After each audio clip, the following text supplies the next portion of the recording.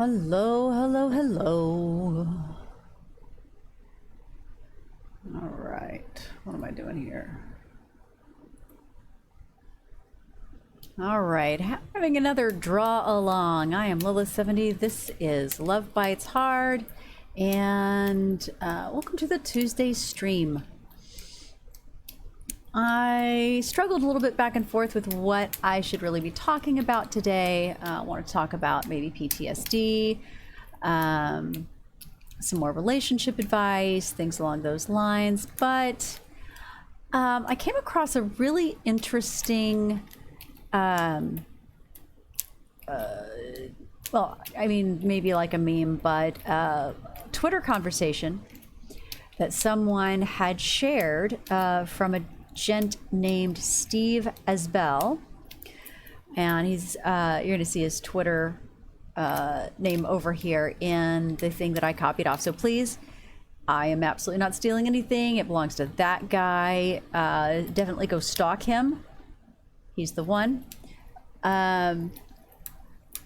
Because he consolidated a lot of very interesting information all in one place that I thought was absolutely fantastic. So one of the big problems that a lot of audis run into is, I guess, validating their autism. You know I had that problem for quite some time, as I think it was last week was the ADHD stream, and I mentioned at one point that I told my mom when I was like 12 years old, I really think I have ADHD. And she said, well, that's stupid. Girls don't get ADHD. You're just being lazy. Why don't you try harder?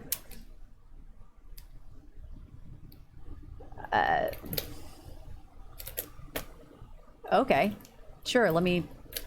So how exactly is that supposed to happen?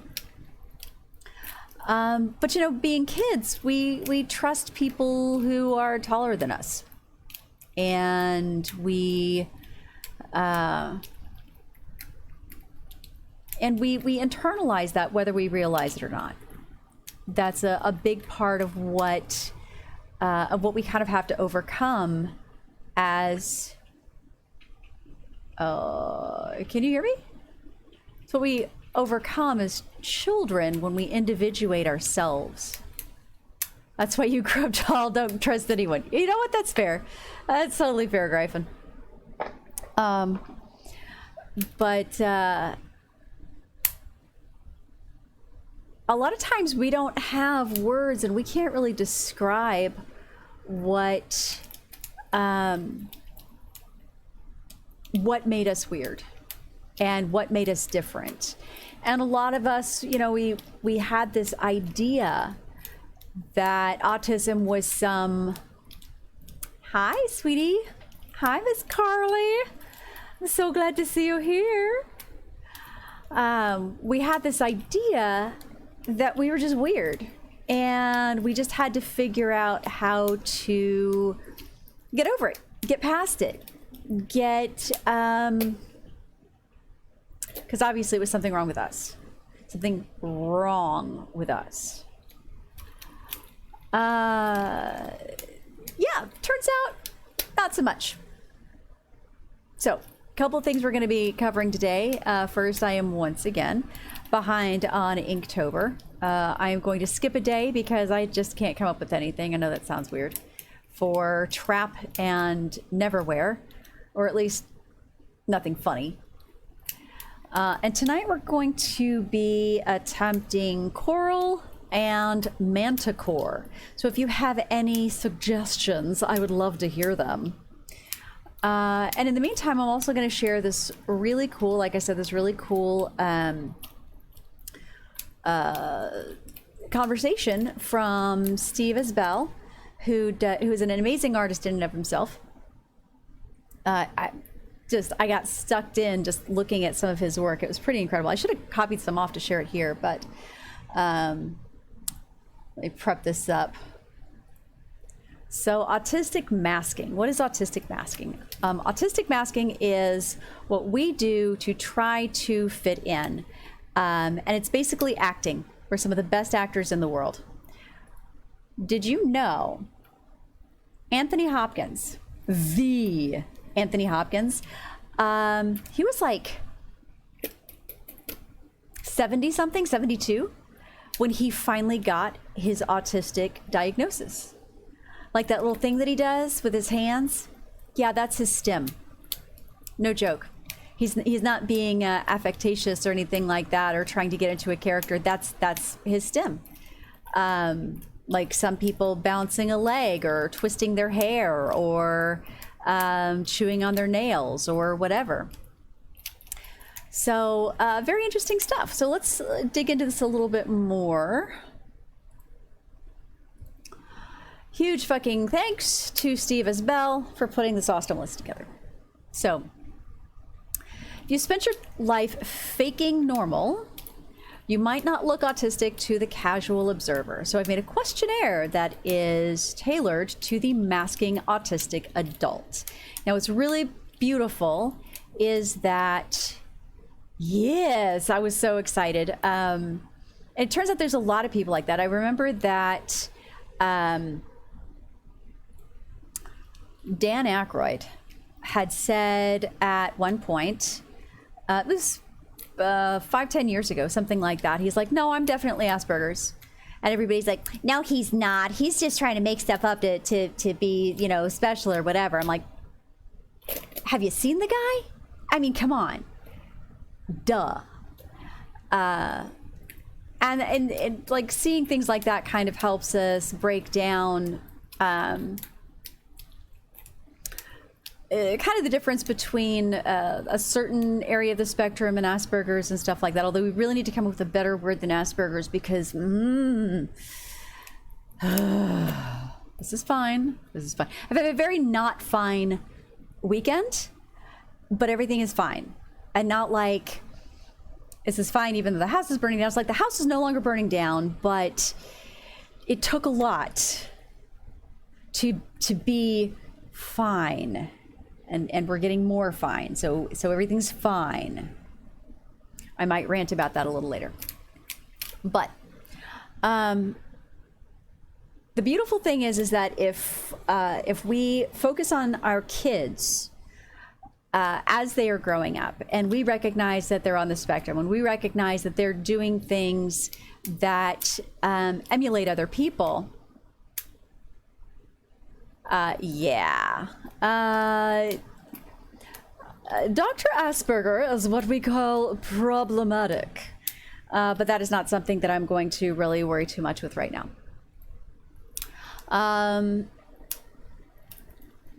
The beautiful thing is, as Grups, as we go through this list and we kind of look at things,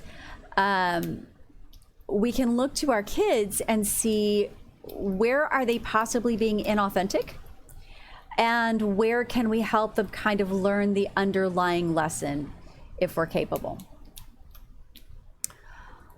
Have you ever felt as if you were missing the built-in instruction manual that everyone else seems to possess?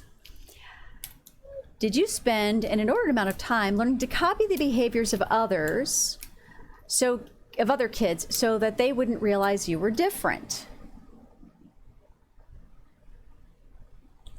And if you guys want copies of these later, I can absolutely take care of that. So a fun thing about this is that, yeah, I always felt like that. I always felt like there was something weird, something wrong, something that I missed, that everybody else, make your mark. Is this a good pencil? I have no idea. That everybody else seemed to get. And I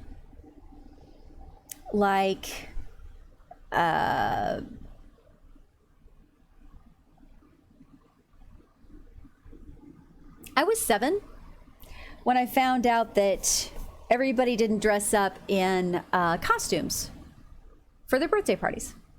Because of course my my birthday is really close to Halloween. I was like 12 before I figured out it wasn't actually on Halloween. But even though I could have put the pieces together, they just like didn't quite click together. I don't know what to do for this prompt. Coral manticore.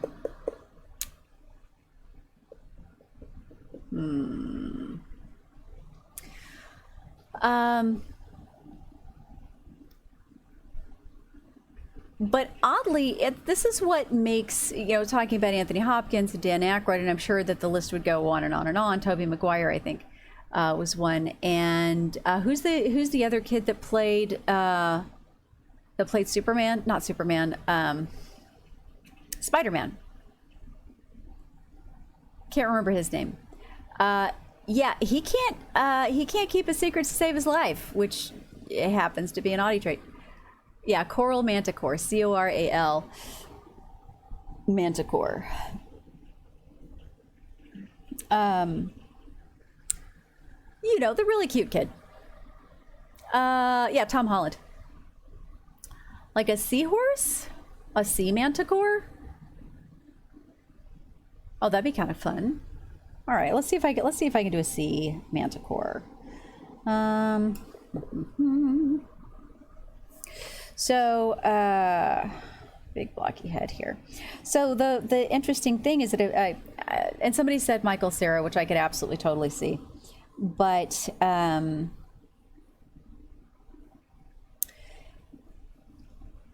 yeah, like a hippocampus. The more I started like paying attention to a lot of the actors in Hollywood, the more I started realizing that they really had to be able to emulate things really, really well. And then when you hear about all the terrible, horrible behaviors going on in Hollywood, you're really kind of going, I wonder how deep this goes. This is kind of weird. And also we got the very weird impression, directly or indirectly, that being different was very dangerous. Are you able to make eye contact but would much rather not have to make eye contact? Have you taught yourself to cheat by looking between the eyes or the eyebrow? Does eye contact make it harder to think clearly? Yes. Well, at least definitely for me. I don't know about anybody else, but if I'm looking in somebody's eyes, it's very easy for me to forget what I'm saying. But if I look in at their forehead or just at their face, not in the eyes, but at the face, then I can kind of stay on track. Like for me, it was, this is in my way.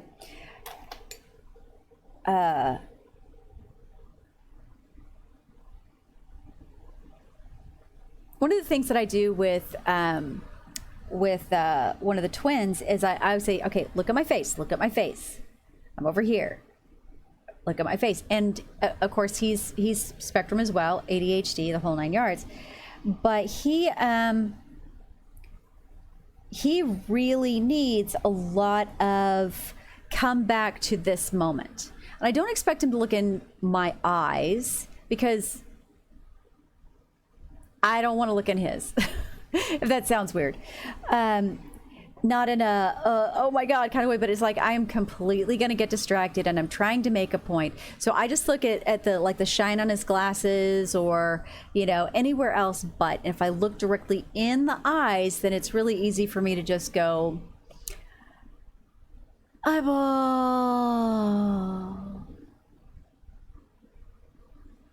No idea. And it's always bugged me, and I got oh my god, I got whooped so many times for this. You're not paying attention. I'm looking straight at you. I just can't hear anything you just said.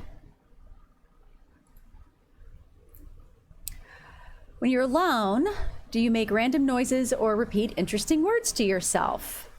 Do you move your hands or feet because sitting still feels wrong? Bonus points if you do this around other people. So I used to not do this. I used to not do any of this stuff around other people, but I definitely did it around myself. And eventually I did start doing it around other people because I ran out of fucks to give. Which probably wasn't, is probably not the best thing to, the best place to arrive, maybe?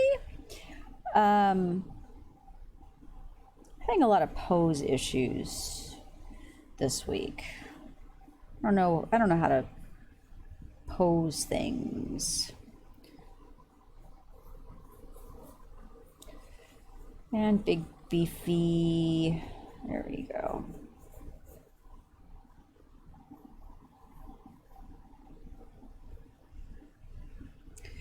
Nice big liony face. A little bit of hair. And a see, this is terrible because I can't really show off a dorsal fin from here, but well, it does if I can actually get my proportions right, then that'll be amazing. Yeah, whatever. Yeah, like a seahorse. Do seahorses have dorsal? Yeah, they have dorsal fins.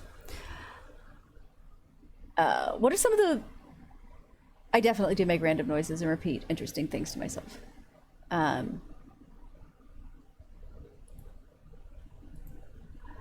Do people refer to you as a space cadet or daydreamer, even though those terms make no sense to you? You appreciate unusual things. Do you appreciate unusual things like constellation and popcorn ceilings, tricks of light and numbers and textures?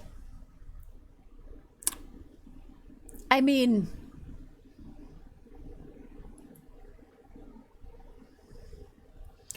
so there was a time ago when Darling Beloved and I had some fun, and he found the ceiling owl. I don't know if we see the same ceiling owl, but I've always in that bedroom seen a ceiling owl, and usually do. And what's kind of cool is that I have been able to track down and repeat and find again the fun spots of faces and all the touchy textures, except the bad ones. Yes. I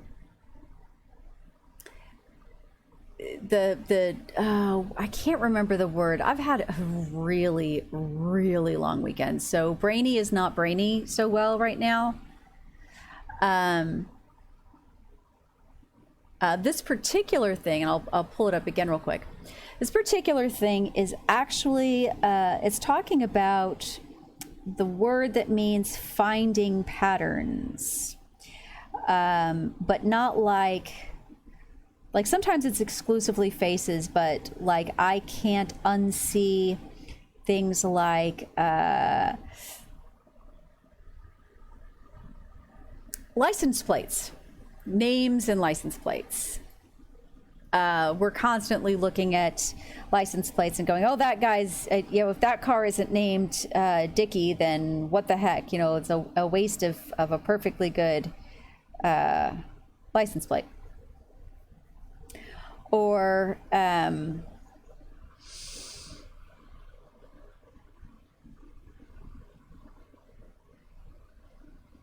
faces in textures, and sometimes just letting your eye wander around the reflections of lamps and lights and things like that. Like there was one light I could not stand because it made the worst faces in my bedroom because we had these funky textured walls that were like a little over textured.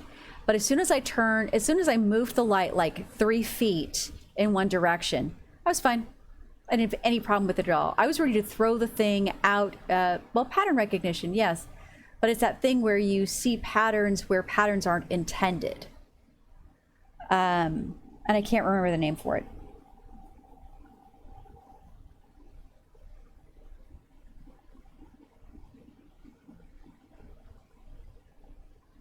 Yeah, it's out of my mind. I've lost it. It's gone. It's not coming back. It's okay.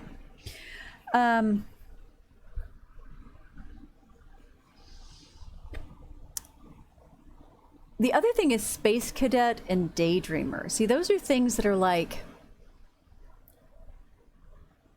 I thought a daydreamer was somebody who actually like fell asleep during the day, because literal brain is literal, right? Or somebody who could dream while they were awake during the day, which I'm like, that sounds amazing, but I didn't do that, so I took extreme umbrage at being called a daydreamer. Yes, pareidolia. And it was, the Monkees. Daydream Believer and a Homecoming Queen. I can't remember that song. Davy Jones sang it.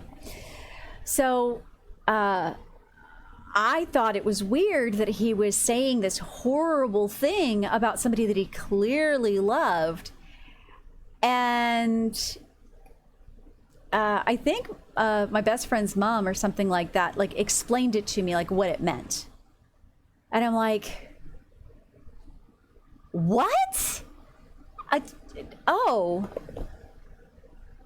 So it's just somebody who, like, makes up stories in their head during the day and can't pay attention? But isn't everybody like that too? I guess not. And what was really pissing me off? Oh, is it only faces? Well, I do see a lot of faces, yeah. I see a lot of faces. But the other thing too is that well, I forgot what I was going to say.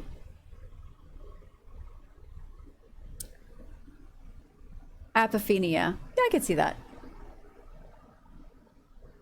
Though I do tend more towards pareidolia. I do apophilia too. Apophenia. I'm going to write those down though so that I can remember the difference. Maybe a piece of paper. Do your anxiety levels spike when there's a change of plans? When somebody calls, rings the doorbell, sends an email, text? Do people perceive you as rude or antisocial for being unappreciative of their surprise attacks?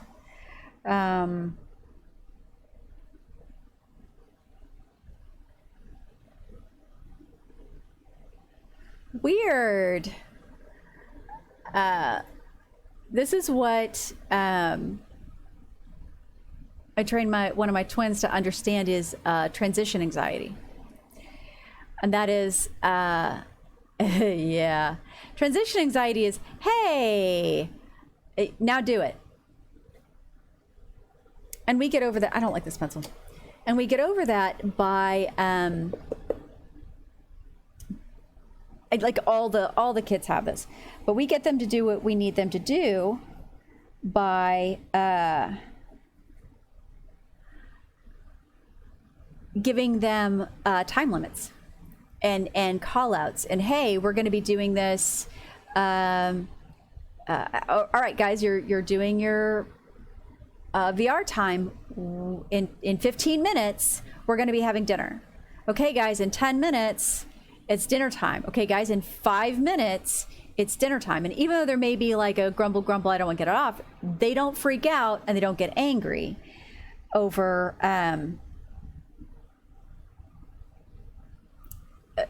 having to shift from this activity to this other activity. I need a good pencil. This is a good pencil. So, that's how that goes.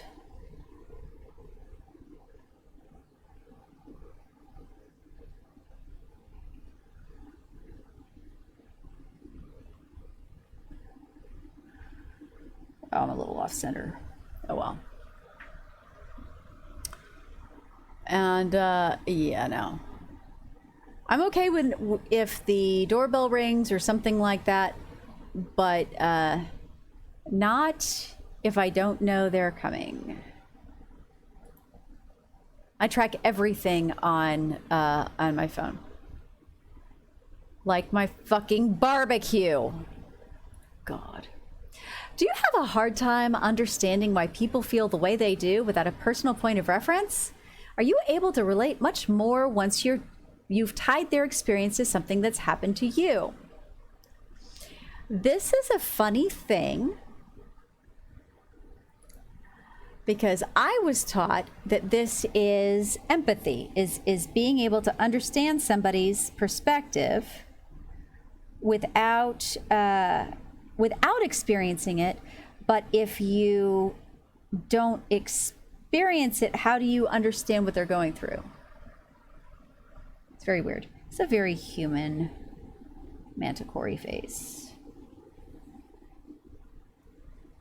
Make some gilly bits here. Maybe a little more. Those ears back. Yeah, it's a little better. Except this ear is way, way, way too low. Way too low.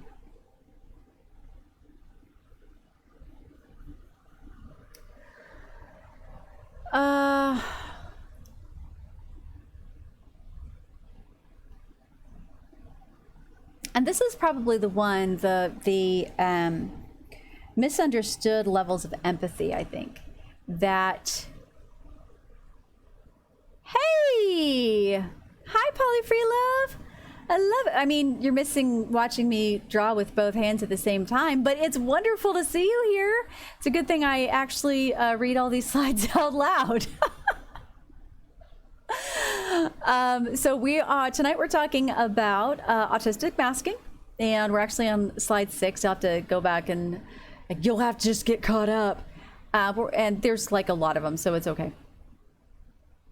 The last question was, do you have a hard time understanding why people feel the way they do without a personal point of reference? Are you able to relate much more once you've tied their experience to something that's happened to you? And it's one of the things that a lot of audis do is, as soon as they hear somebody went through an experience or this thing happened to them, the very first thing they do is they pull up something from their own experience and then they tell that story. And to neurotypicals, they get very, very offended by this and they get turned off by this because they feel the story is being taken away from them and put on the Audi. Or it becomes the Audi story. It's like, no, I don't care about that. I tried every week for a month to hear. There's a lot. We'll get there. It's fine. And it's very frustrating because for an autistic person, they're saying, oh my God, I understand you. This is really, really cool. And for a neurotypical person, they're like, oh my God, how could you be so self-centered? Which is weird because Audis are almost, I won't say the opposite of self-centered, but they don't experience that, I think, the way a lot of neurotypicals do. Yeah, they accuse us of centering, which is just our way of relating and processing as sympathetic or empathetic. Exactly. And one of the things that we learn to do as masking is to kind of shut up and let the other person have their own story and let them tell it and whatever. But unfortunately for us, because that gets into, that interferes with our ability to get a toehold on relating to them, we're just, we lose our capacity to, really? No, this is, oh my God. You are such an attention whore. It's just our, it actually interferes with our ability to relate. Then we get lost by getting to clarity of understanding. Exactly. So Her Royal Majesty Queen Mab absolutely must make an appearance every time we stream. Look up here. Look at the camera. Good girl. ish, kind of. Very pretty baby. All right, you've won the internet. Now you can get down. Thank you.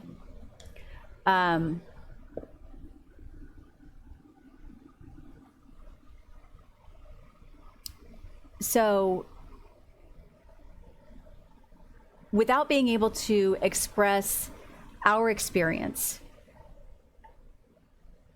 we don't get confirmation that what we're experiencing is comparable to what they're experiencing. So our capacity to connect is majorly short-circuited.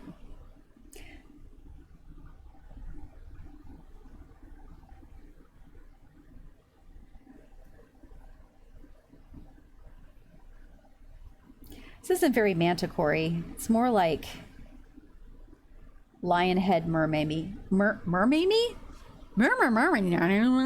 Yeah, who said talking was easy? Not me. There we go. I do want a center ridge there. That'll go like that. Okay. So, do people jokingly call you OCD for your organizational strategies or list making, even though there are perfectly rational reasons for your behavior? Does this obsessive behavior also bring you a sense of calm and order when you're allowed to see it through to completion? Oh my God, all the lists.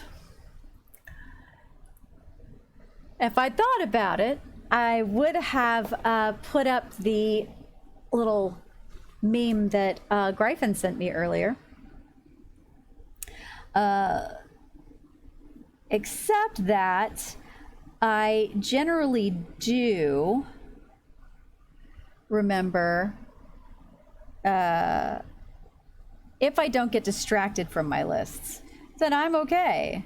But yes, I've absolutely been called OCD because if I can't find it, or if I forget to use it one day for whatever reason, I'm fucked. I'm like real fucked, cause I don't even remember if lion hair goes before or after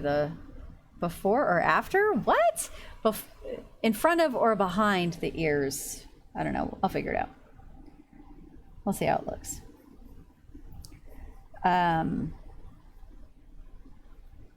Still don't get a dorsal fin this way. Damn it.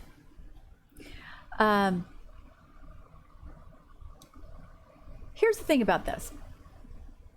I get really irritated when people conflate OCD with organization. You know, like we talked about last week, there's a huge crossover between ADHD and autism neurologically. You know, they're at the point where ADHD almost cannot be effectively discerned from ASD, and the wisdom is kind of moving towards them being, you know, the same syndrome, just in different presentations. Not like ASD versus what they traditionally called Asperger's, although that as well, and I cannot wait for a new name. At some point later, I'll get on my soapbox about that. But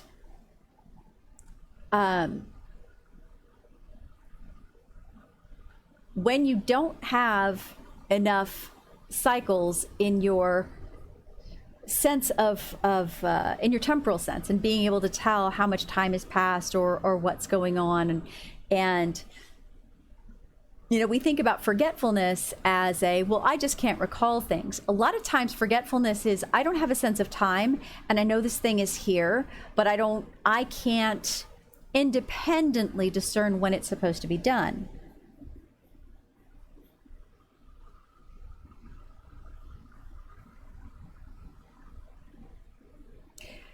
That is, that's usually much more the case than, man, she's just like super forgetful all the time. I mean, yes, but not for the reasons that you think. I like to think of and remind people that forgetfulness is not forgetfulness is a symptom. It's not an actual problem in and of itself. It can happen for a lot of different reasons. Kind of like neuralgia or autoimmune problems or things like that. That's something you two have in common, by the way. You know, there are lots of different reasons why somebody's immune system might attack them and go rogue and things like that. And unless you are going to investigate further, you know, you're just ending up with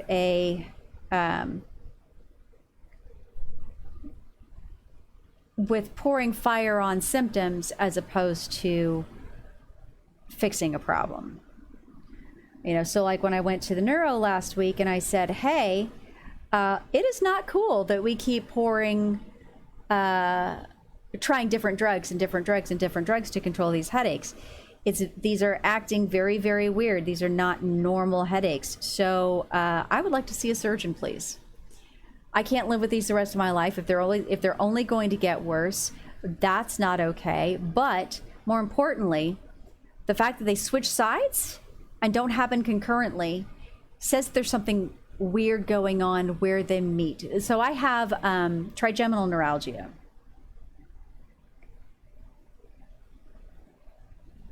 Which is, again, a symptom. It's a description of a symptom. It's not a specific disease. And there could be lots of things going on. One of the more common ones is fibromyalgia, which I don't have a lot of other markers for. But Carly, I think, well, you know all my sisters, and every single one of us has some sort of chronic thing going on. So obviously there's a genetic factor, but we don't all have the same thing. So a little weird.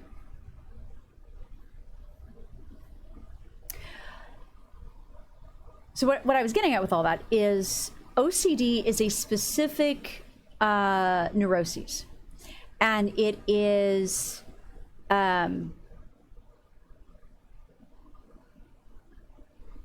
it's typified with germophobia, with washing your hands several times, with this anxiety of, did I lock the door? Did I lock the door? Did I lock the door? Did I lock the door? Did I lock the door? I have locked the door 4 times. I've unlocked it and relocked it just to make sure it's locked. And then Gryphon, God's bless him, installed an August lock on our front door so that when I'm laying there in the middle of the night, 3 o'clock in the morning, jerking myself awake, oh my God, did I lock the door? I can pick up my phone and go, why, yes, my door is locked. Yay. And it's Bluetooth, so like people can't fuck with it from the outside. I like that part.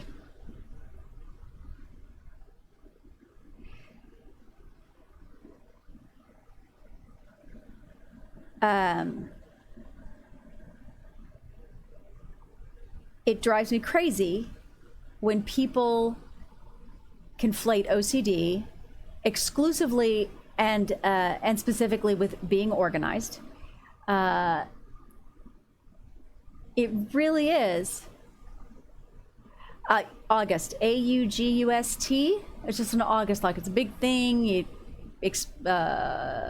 Oh, and what's really cool is that it replaces keys. So your kids don't ever lose their keys. Like our kids lost all their keys, like all of them, all the keys gone. But say somebody has to come over and like dog sit or chicken sit in your case. You can actually give them a code, register them to your August lock, and you will be able to only let them in for a certain period of time. Or you can set it so they can only get in during certain times. Their key can expire, and you are notified whenever their phone number is used to get into your house. I love it so much. But you can still use a key if you have one, yes. And it looks like a regular lock from the outside, so randos don't know you have a smart lock. All the keys literally do. I know, right? But like how this part's coming out right there.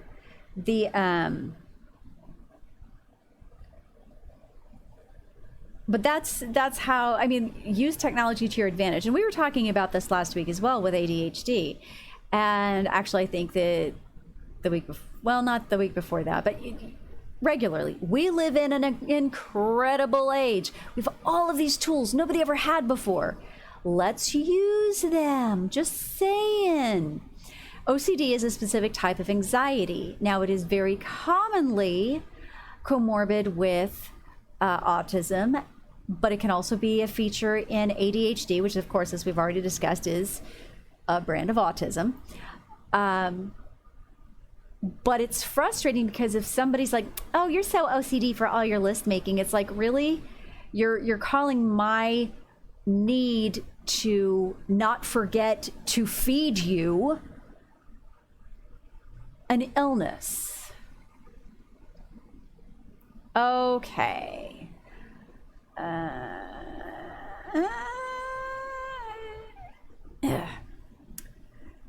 True story. Not a recent true story, but a true story. Let's see what was next. Do you have social anxiety, but only because you have a hefty track record of rejection due to missed social cues, difficulty navigating conversations, and an inability to understand what other people are thinking? Why? No. Why would you say? That's so weird. How could anybody experience something like that? I don't have any idea what you're talking about. So, funny thing about anxiety. Anxiety itself is horrible and sucks, but let's give them some gills here too. But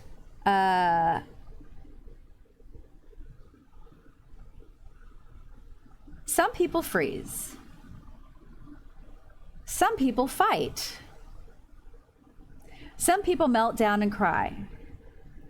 I will beat the crap out of things, like butchers at the meat counter who cannot seem to understand the words coming out of my mouth, and I was pretty sure he was just straight up making fun of me, and it was really bad because I couldn't get to the when I was in Wyoming, we were like probably 20-25 miles out of town. So our closest grocery store was at least a half an hour drive. And I would, try to go during the day and things like that. But what really did it for me, what really kind of nailed it for me was that, and I thought living in Wyoming, in the middle of nowhere, there are like no people there. Like, not, this is ideal, right? This guy starts giving me shit every time I go in to get groceries up at the butcher block, because I have this weird thing about prepackaged meat, or I used to have this weird thing about prepackaged meat, and I'm pretty sure that every single time I went up there, he was like deliberately just being an ass. But, like weird me is like, what is he? Is he hitting on me? Is he like, oh, he's pulling your pigtail, so he must love you or like you or something? And he was like, every time I walked in, I'm like, this is so weird. I wasn't wearing my nose ring. My hair was a relatively normal color. I wasn't wearing anything weird. I was just going to the grocery. I didn't even bring the kids with me because can resist my masochism sometimes. So, you know, it's just very, very weird. But I had such a hard time talking to this guy. And of course, he was the manager and he was always there. And I happened to be there with a friend of mine this one time. And I quite nearly snapped and was ready to beat him to a pulp because my anxiety went through the roof. He was clearly the cause of it. So the good news is the friend that I was with was built like a linebacker. Sweetest girl you've ever met in your life, but she was like 3 of me. Easy. Well, maybe 2.5. I didn't weigh that much. But, and she just like put her hand on my shoulder, her very, very much larger than me hand on my shoulder. And I'm like, all right, I'm going to leave now. After that, I only went grocery shopping in the middle of the night after I was quite certain that that asshole was not going to be there. And then I didn't leave my house for several years. Except it in the middle of the night.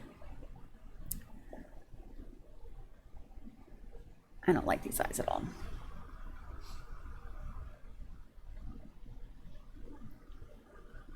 Forward facing eyes, but they are just like way too over there.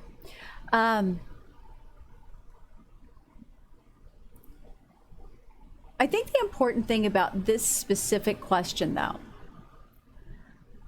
is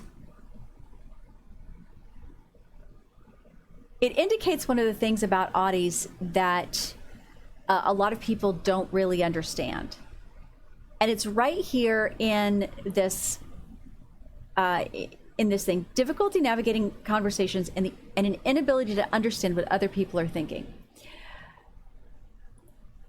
Why would we have and Audis are notoriously or are supposed to be lacking empathy, lacking emotional connection. You know, they don't really care about other people. They only care about what they want. And this is, you know, getting more into the Aspie side of things, although Aspies aren't even that bad either when you get down to it.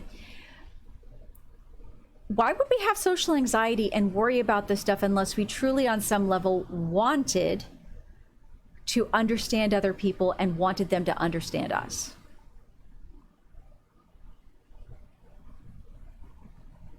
You know, if we had no interest in connecting with other people, then we could just like, well, I guess now stay in our houses and not talk to anybody, and everything's fine, and it's not a big deal. Except we do have a desire for this. We do have a want to feel a part of that community.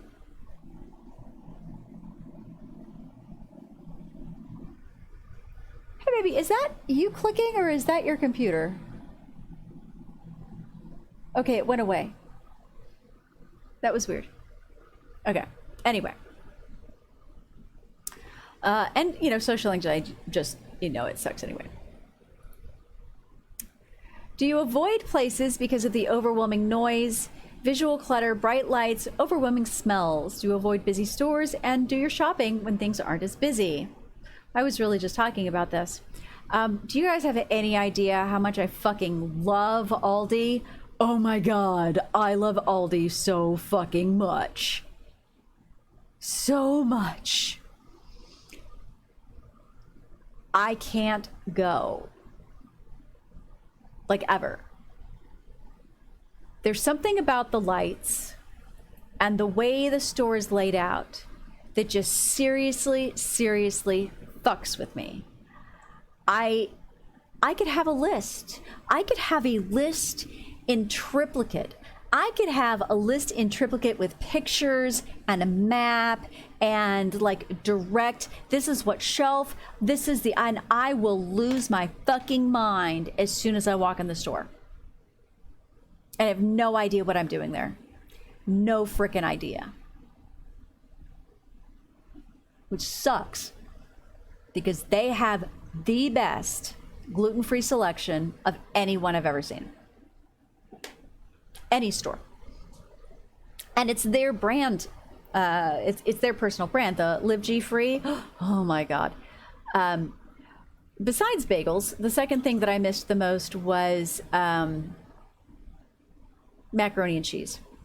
When I finally tried their macaroni and cheese, the Live G Free from Aldi, the premium one that has the cheese pouch, the liquid cheese, and not the powder, but the other one, I fucking cried, and I ate an entire box myself, sitting on the couch, crying because of how happy I was that I could have macaroni and cheese again.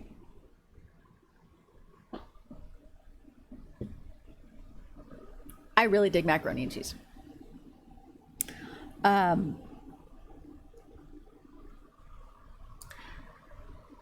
Their Aldi bread is really, really good.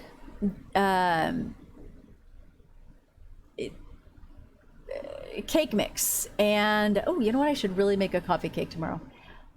It's just that good. Couldn't fucking walk in the store.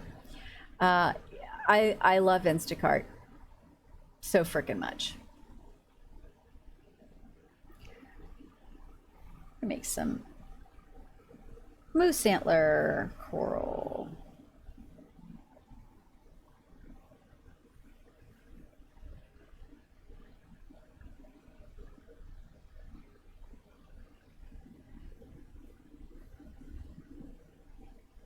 And I don't feel like making brain coral. That's just way, way, way too much.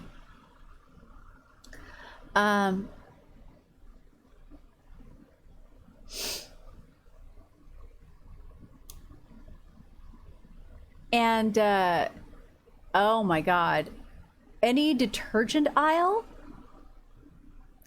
or actually, Polly knows this one really, really well. So as far as my situation, so I had ordered these two bottles of what I thought was unscented, gentle detergent, laundry detergent. But I shit you not, this stuff was so strongly scented, I couldn't even have it in my house.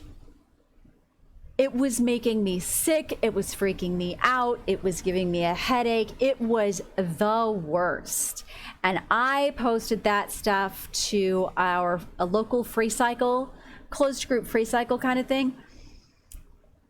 Polly came and picked him up like later that night, and she used her connections to get them exchanged. So like, how freaking cool is that? But oh my God, it was the worst. And I thought, I was doing them a favor. Here, take it off my hands, have many clean clothes. Here you go. And they're like, no, we don't do it either, because that stuff is rancid. But we did fix the problem. And I'm like, that is freaking amazing. So, and I know I'm not the only one. I can't even go down the detergent aisle if I'm in a bad place.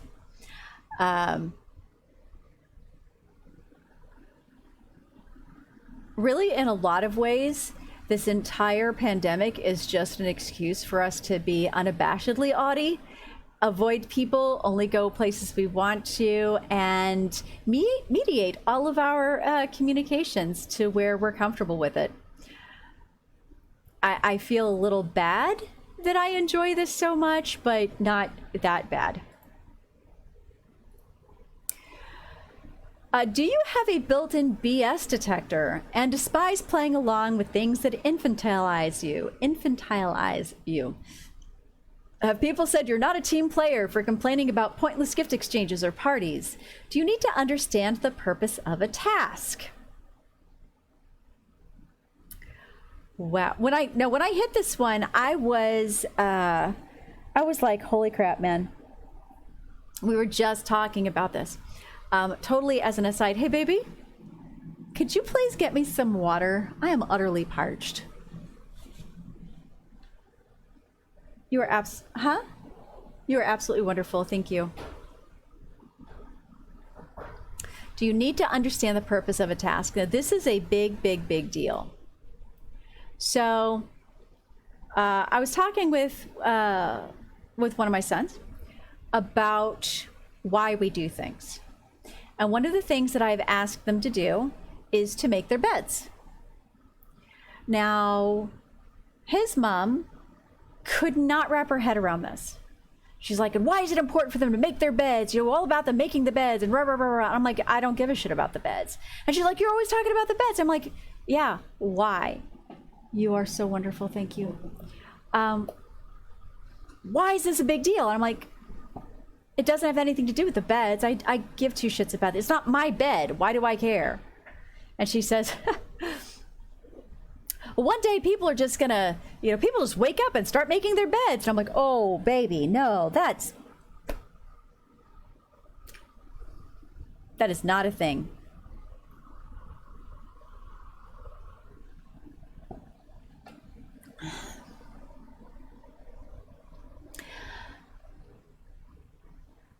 The reason I have the boys make their beds is so that they foster a sense of personal responsibility for their environment and for themselves. It takes like 10, 15 seconds, it's done, and they walk in and they can demonstrate specifically that they care enough about their environment and they have something nice and comfortable and smooth and tidy to give them a sense of comfort and peace. And it's a weird little thing. It's a tiny little thing. It doesn't seem like it would be important at all. But it makes a difference. Not like a huge, profound, oh my God, the world is shaking type of difference, but just a little thing. Because we all agree, nobody in this house, none of the parents in any of the configurations, none of us are raising children. We're raising grown-ass men. These boys have to grow up someday to be adults. And if we don't consciously teach them how to do it, how the fuck is it going to happen? So be conscious about it. Oh, no. Actually, I guess. No? I can't figure out how the hell that's supposed to go. I hate it all anyway.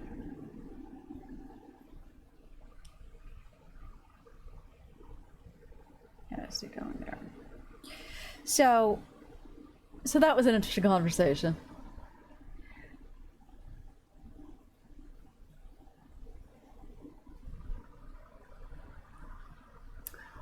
If you don't know why something is being done, if you don't have the purpose of a task, there's literally no way for you to accomplish it.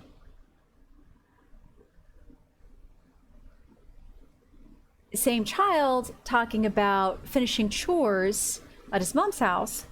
And I said, you understand that this has nothing to do with getting the chores done. And he says, no, of course it does. She wants the chores done. And I'm like, yeah, but you're not doing it for the same reason she wants you to do it. She doesn't want the chores done. That's not the point. The point is she wants you to respect her rules and respect the fact that she asked you to do it. And if you are doing it because she asked you, because you love her, and because it's something that she just asked you to do, instead of to get your Xbox back, that matters so much more. That's valuable to her. That tells her, that shows her that you care about her, that you love her, that she is not just the keeper of the Xbox. She's actually a human being that you regard in some way, shape, or form.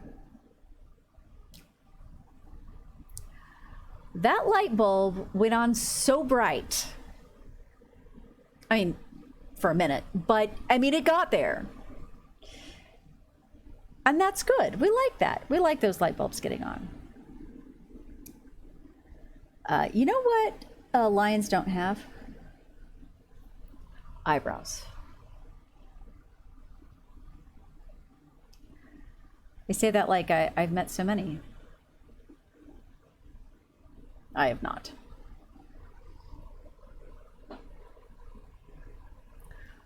I had a really, really hard time understanding, going back to this real quick, pointless gift exchanges and parties. I had no freaking clue what this was about. Nobody gives a shit about the toys or the prizes or anything like that until this was a long time, until I took a psychology for business course and found out that things like these foster a sense of community and camaraderie.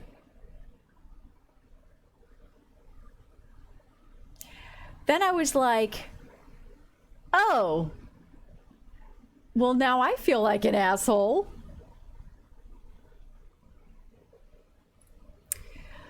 When you get happy and excited, do people say you're too much or tell you to calm down? Are you unusually animated when genuinely excited, yet find it really hard to fake this enthusiasm on demand with others? I'm sure you guys can hear my expression, because holy crap.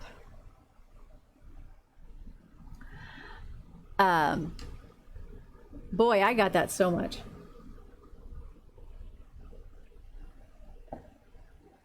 You just need to tone it down. Like, I know you're excited, but holy shit, man. Yeah, sure. Right on that. Let's do... Let's do this one. How about you guys? The worst lion ever.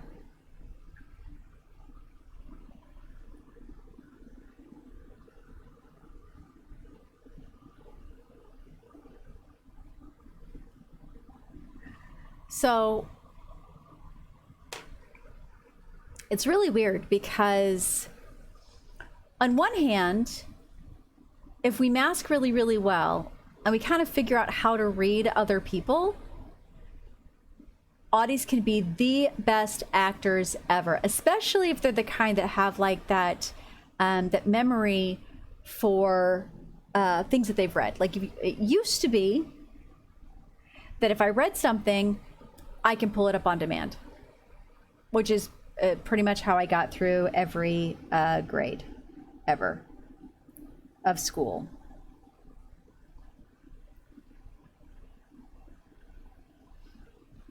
But I could not attempt to be genuinely enthusiastic about something that I wasn't genuinely enthusiastic about. And it seems like this should be like this dichotomy, except that when somebody wants you to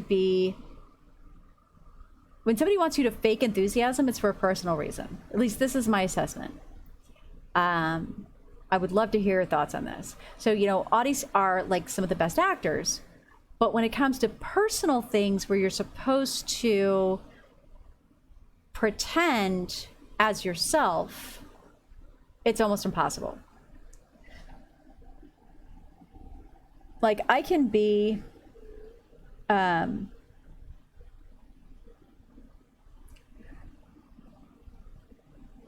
I can say the right things to kind of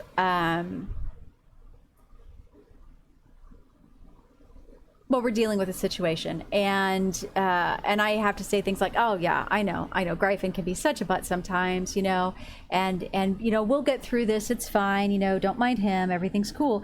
And I'm not lying, but I'm not. I'm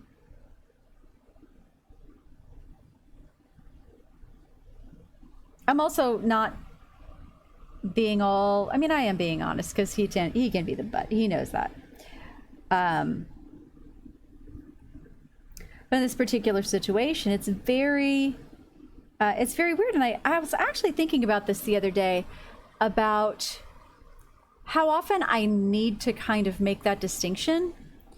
And to a degree, I can say, well, you know, I love, who was I talking to about the other day? About giving people rope.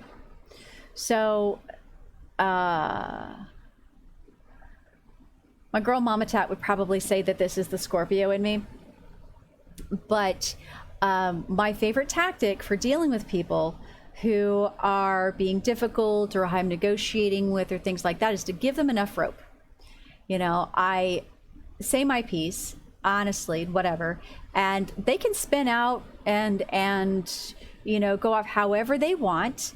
They can make whatever accusations, they can say whatever bad words, they can say, you know, And if somebody is genuinely riling themselves up, they absolutely will do this. And I call it giving them enough rope. And they're going to do one of two things with it. They're either going to realize they can dig themselves out of the hole that they just dug themselves into, and I'm totally going to be fine with it. You know, people get weird, people get frustrated. I know that somebody being mad doesn't mean that they don't care about you. I know, weird. Took me a long time to realize that. Or they're going to hang themselves, and they're going to take all that rope, and they're going to force themselves into a position that where they have like basically no other choice than to do something really, really stupid. Most of the time, people will pull themselves out of the hole if they realize that you're not going to try to kick them back down.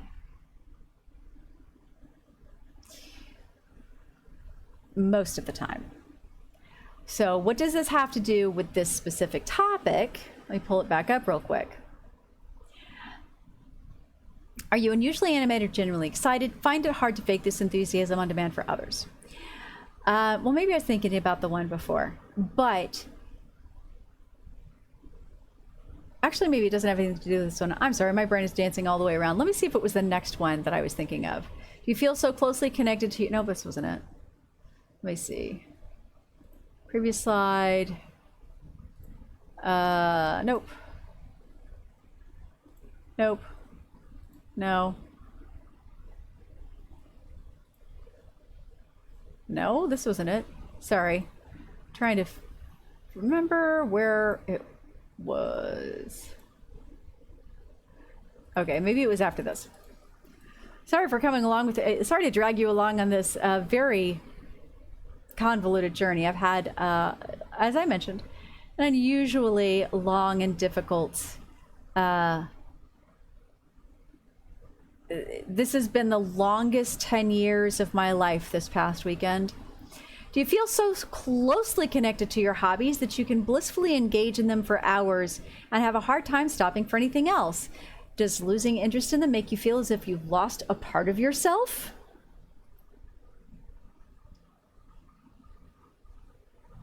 I mean,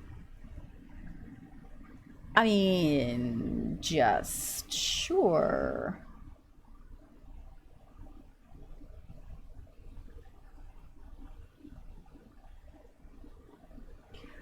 Who would do something like that?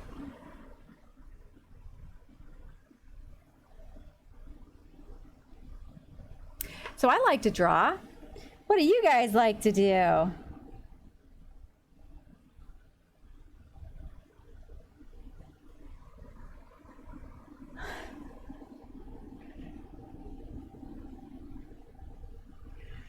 I mean, I do a lot more than drawing, but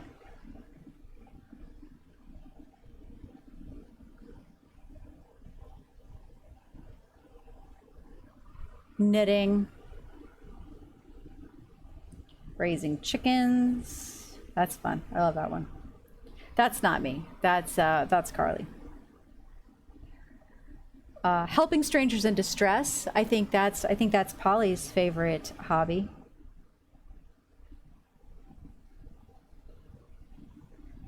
I'm calling you out, girl. Dude. Person. Human.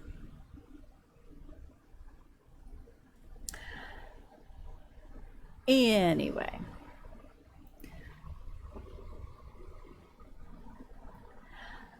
Oh my goodness.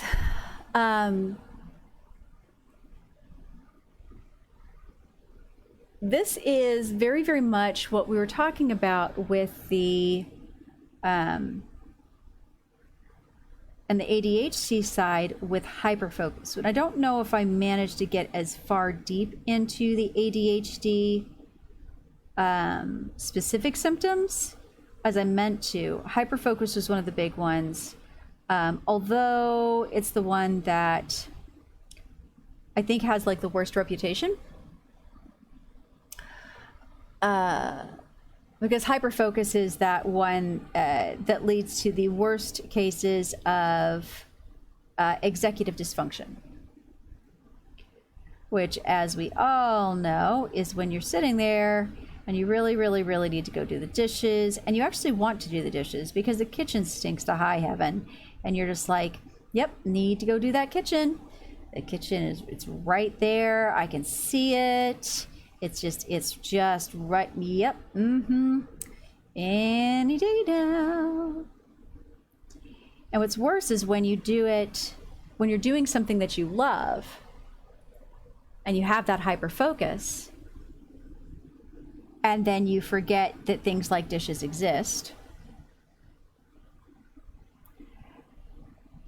Yeah, that's no fun.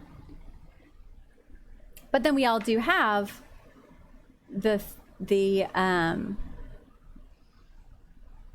cycles where, you know, we grow in and out of things. I haven't knitted anything in almost a year.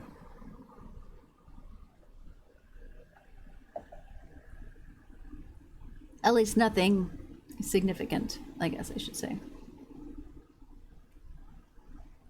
This is a very weird Merlion?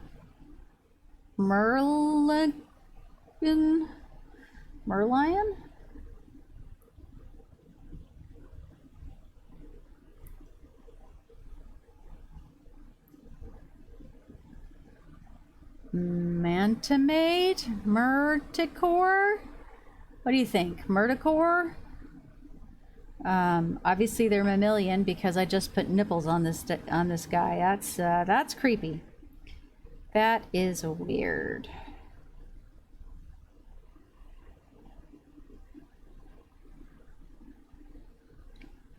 All right, I like that a little bit. So, is driving is stressful and exhausting? Really? Really exhausting. Psh, you better intend that pun, mister.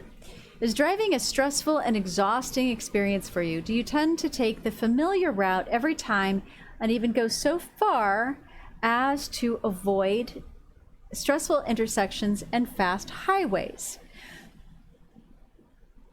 Do you struggle to make quick decisions behind the wheel? I think I used to.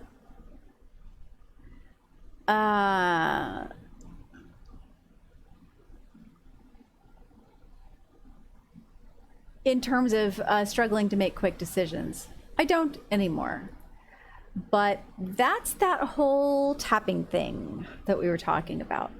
Like, I used to not be able to travel over bridges. Couldn't do it. Me and bridges, not friends, not at all. Could absolutely not do it. Like bridges that were going, like you had to drive on a bridge, especially if I could see over the edge. Oh yeah, no. Nope, that is not a thing. We are not. Nope, nobody. Nope. Which is bad when you live in San Francisco. Like really, really bad. So I did some tapping on myself to deal with the anxiety of it. And I don't have those problems anymore. But I do remember having those problems, and I know that they used to be there. Unfortunately, the side effect of that is that I have, I won't say no fear as far as driving is concerned anymore. And I am getting better about road rage, which is also a kind of a weird thing. It happens for a lot of different reasons. Audis, I want you to think about this. Audis feel and experience higher levels of road rage than neurotypicals, like more intense levels. Not because other people are in any way, shape, or form actually endangering them, but because other people aren't following the rules. Like, and not like, oh, these are the rules of the road and everybody has to go 65 miles an hour and blah, blah, blah, blah, blah. But the established, this is what I have been taught, this is what I believe are the rules of the road. You know, left lane, go fastest. Next lane, maybe not so fast. And the lane that's closest to the exits, that's where you don't drive so that people can get on and off the highway. That's what it's for. Speed up on the on-ramp. Just saying. Turn your turn signal on for each individual maneuver you make. That means don't exit with your turn signal on, your right turn signal, and then leave it on for 3 blocks because you're also going to turn right. Shit like that. I have opinions, and they're loud.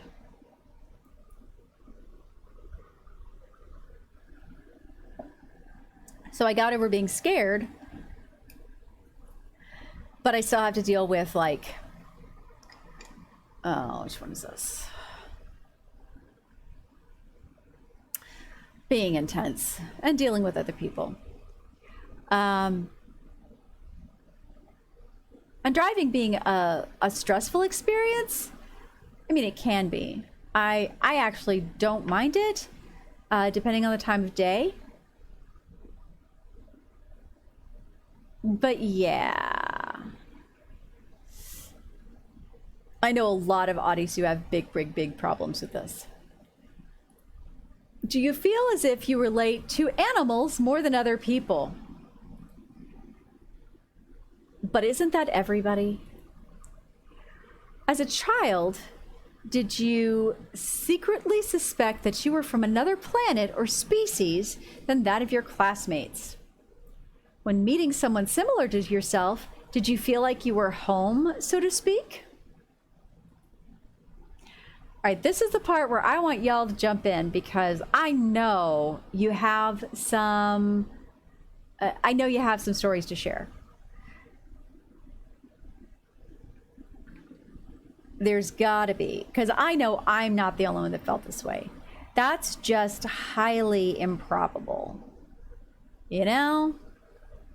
Highly improbable.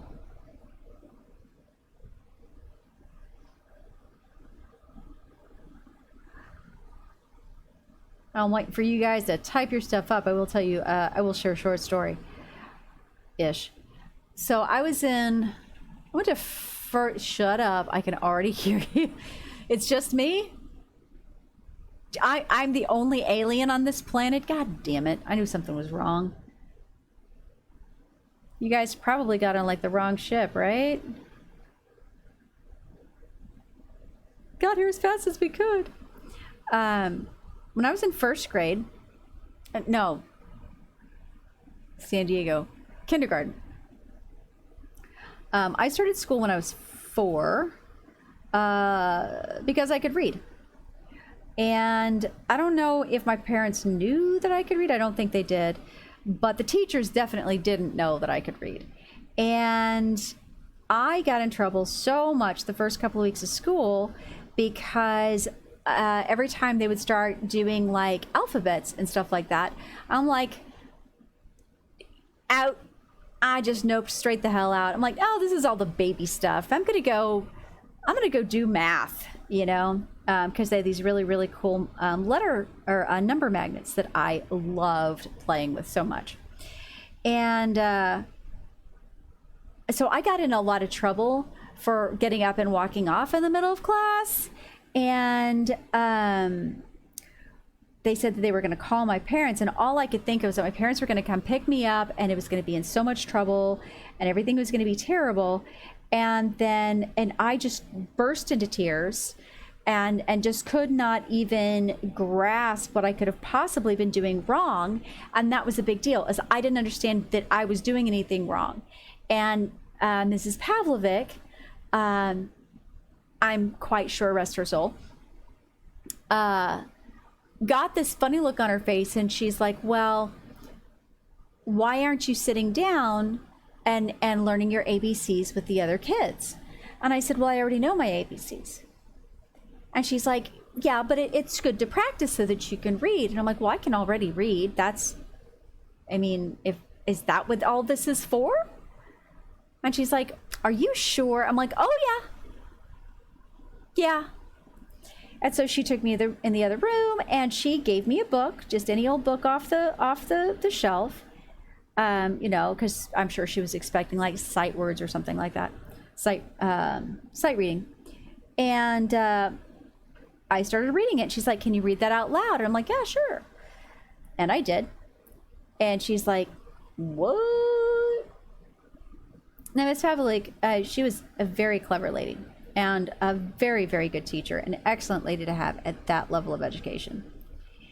And she figured this out really fast. And then every time it was alphabet time, I got to go over to the side room and read, which was really cool because that was also when I got speech therapy for stuttering. Because when I was around other kids, I had no idea how to relate. I didn't have any idea how to relate, how to communicate with them, no freaking idea. But I got super excited and my brain would move way faster than my mouth. And I'd get, stuck on it and everything. So that was fun. But that's when I realized one of these things is not like the other. And that there was going to be a big difference. And I thought, maybe it's just because this is the school I'm in, and I can't remember where I got the idea, but it was something about, kids in different schools are different ways. I'm like, oh, okay, well, that's cool. So when we moved back to Texas, when I was 5, I went to first grade, and parochial school. That was the only year, by the way. They very politely asked me not to come back at the end of that year. I spent a lot of time in the principal's office. But then the sense of alienness and weirdness was even worse because first I felt like everybody there was like they already knew each other and had grown up with each other and had known each other it was first grade. But they already had, all of their relationships established, and I was this newcomer that no one could relate to in any way, shape, or form. So, yeah. And I think there's just a few people as time went on that I felt that sense of home with. Anybody who's heard the 7th anniversary, who watched the 7th anniversary episode, knows all about home. But yeah, just a small handful of people, I think. Which is why I also say Audis are drawn together, pun fully intended. It's very easy to get the idea that either we are extremely prevalent or this autistic thing isn't real, because we tend to almost always gravitate towards one another and we create our own communities. So anybody who doesn't really fit on the spectrum in some way isn't going to be able to relate to us, isn't going to be someone that we can relate to. So Audidar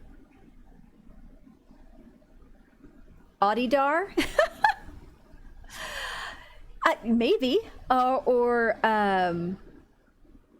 magnetism. I don't know. I can't describe really how it works. It just does, I mean, I don't think it's the same as gaydar, because how many gay men have I heard go, well, I know I really like him, but I don't really know if he's like that. I'm like, really? You don't know that? You can't figure that one out?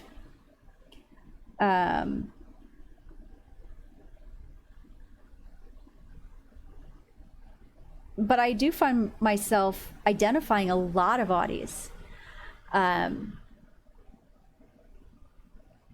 It's kind of like 10 years ago or so, you know, back when we were still in Wyoming, or I think just before we left Wyoming, our naturopath had assessed Joseph as being autistic, as being on the spectrum. And, you know, here's some things that we can do to mitigate. Here's some therapies that we can do, you know, all good stuff. Nothing terrible, nothing bad. And he seemed genuinely surprised that I didn't identify myself as autistic at the same time. And I'm like, no, that's not a thing. Because again, in my head, going back to the whole trusting your parents and internalizing them, even if they're wrong, or even if you suspect they're wrong,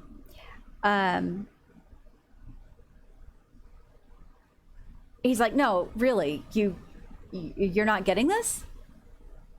Whatever.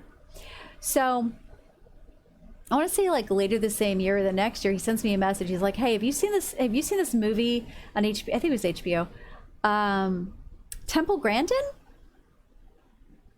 And I'm like, no, you know, I don't have time for that stuff, whatever.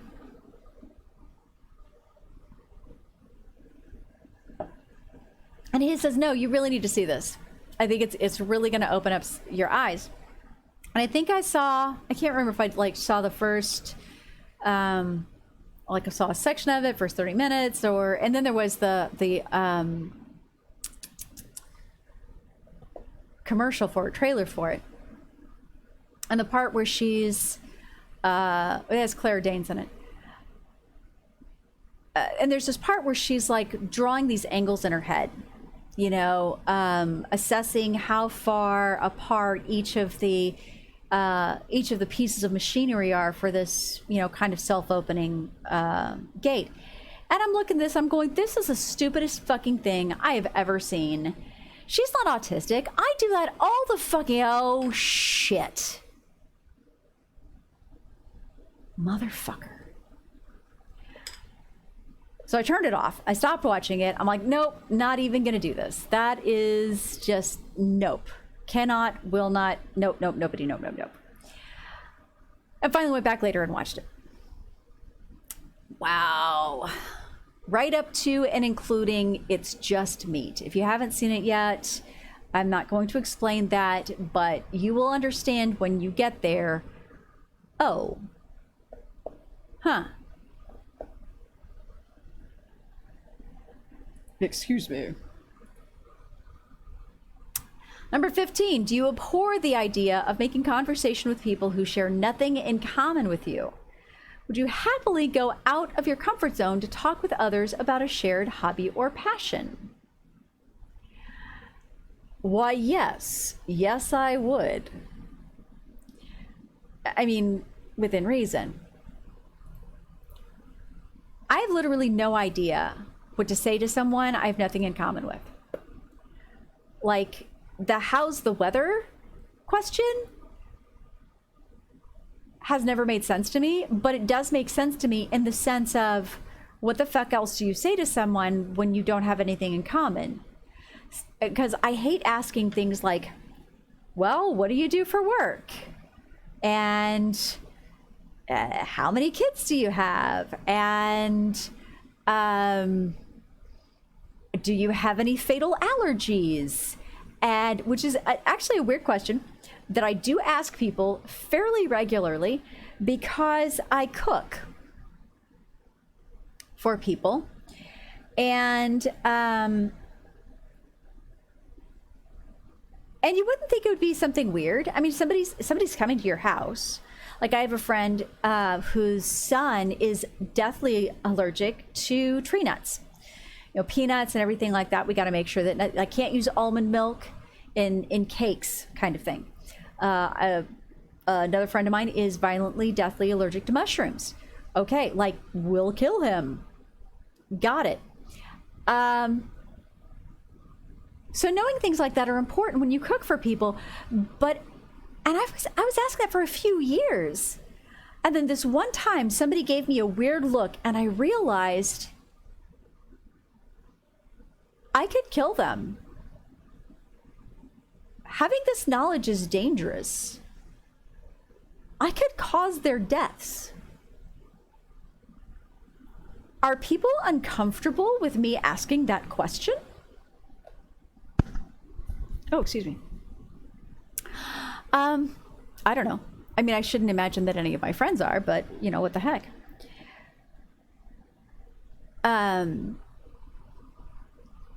So what do you say to people who you don't already have something in common with? It's one of the reasons why, you know, when I hear the question, you know, coming from the dating perspective, when, you know, where do you meet people that you can get on with?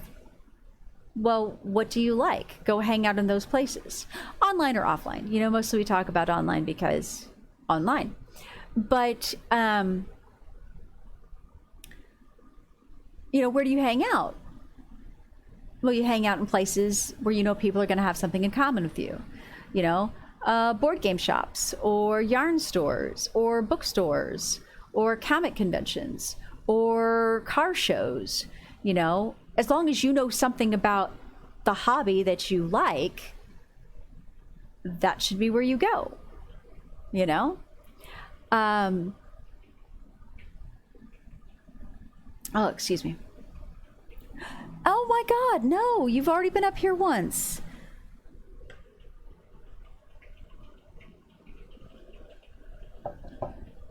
Oh my goodness. I'm going to hang out in my bedroom and wait for people to show up. Well, I mean, that's one way to do it. And in a certain context, that might actually work. I'm just saying. Because I like sleeping. Oh, same. But really, it's more the discomfort of having to strike up conversations with people. And when you find people, I swear to God on all things holy cat. Oh, no, you're not coming up here. You can have pets. You already bombed once. You already made your appearance. Right, now go lay down or something. Oh my gosh. Do people assume you're angry at them when you're not? Yes. Do you smile or laugh inappropriately, upsetting others? Often. Have people told you that you have resting bitch face?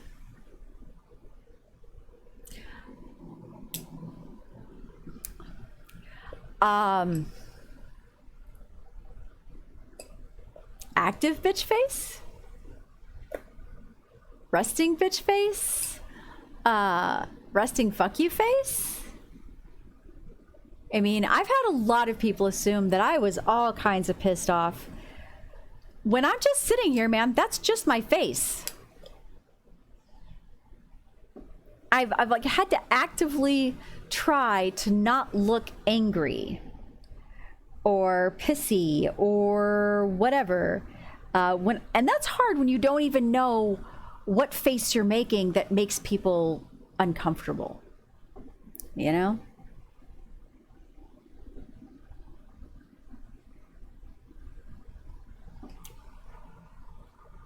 Oh.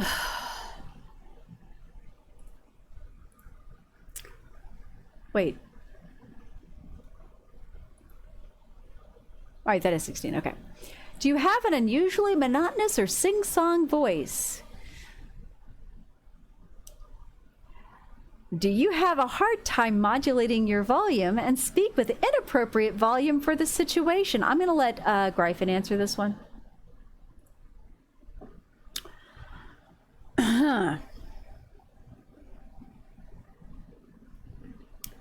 Yeah.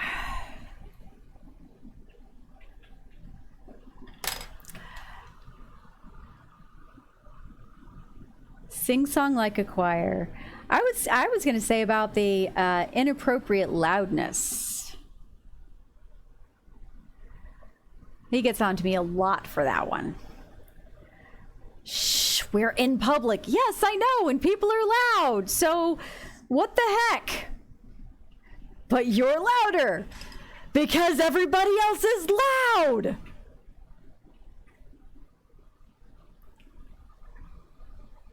Only when I talk.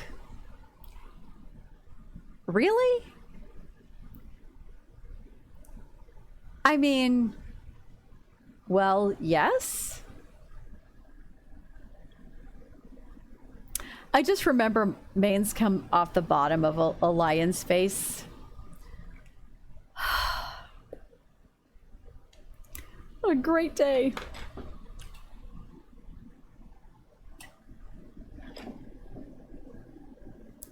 It does actually make me feel sometimes a little insecure, not just, you know, being out with Gryphon, but because it's not even just going out, it's also staying in or watching movies or talking on the phone, because I really cannot hear how loud I am unless I have this awesome little monitor over here on my machine that tells me I'm not deafening you.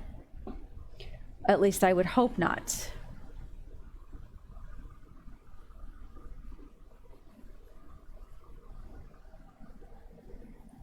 I'm not, am I? My meter says I'm not.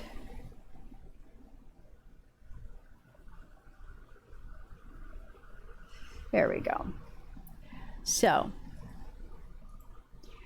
have you purposely chosen interests that fly under the radar as normal, yet you still prefer to enjoy peripheral aspects of that interest, such as studying the stats of baseball players or making elaborate backstories for your Barbies?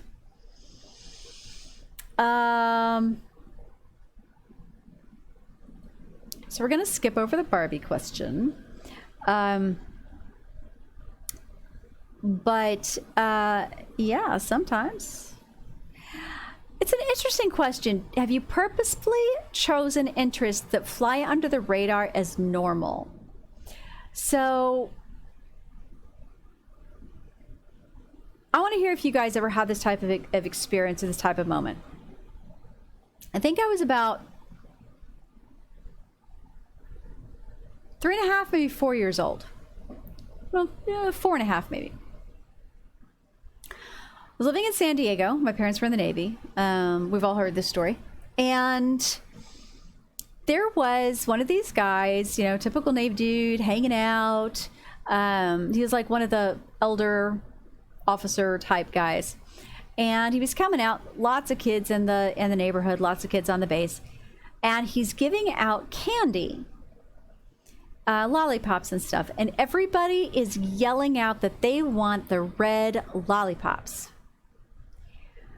And I remember consciously realizing that if everybody wanted red lollipops, there would not be enough red lollipops to go around.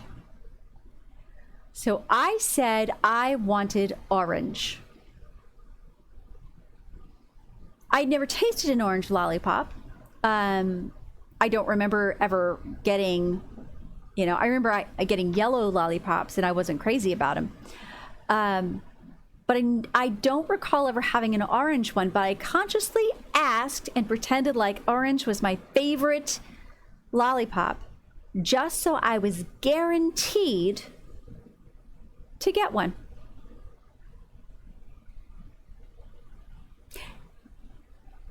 That's weird, apparently.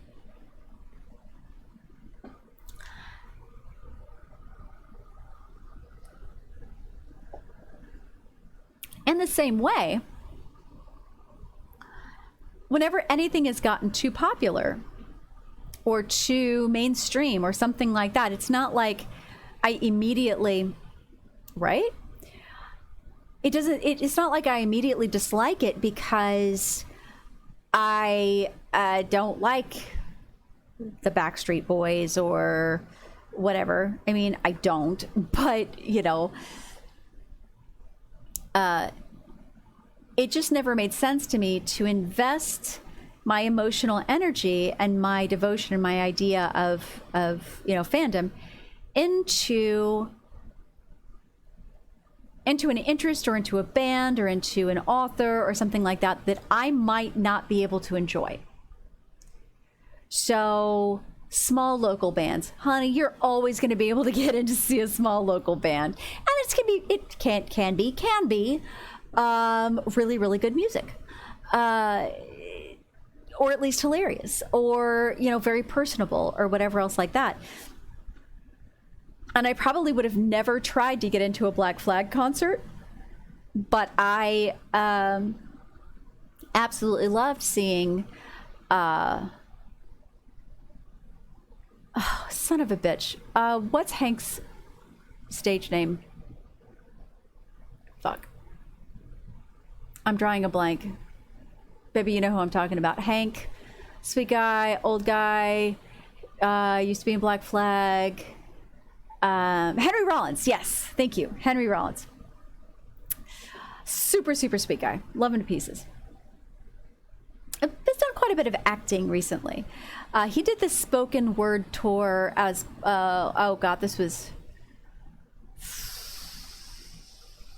I'm really old now. And I saw him outside in Deep Ellum after he'd gotten done with his concert, the spoken word concert.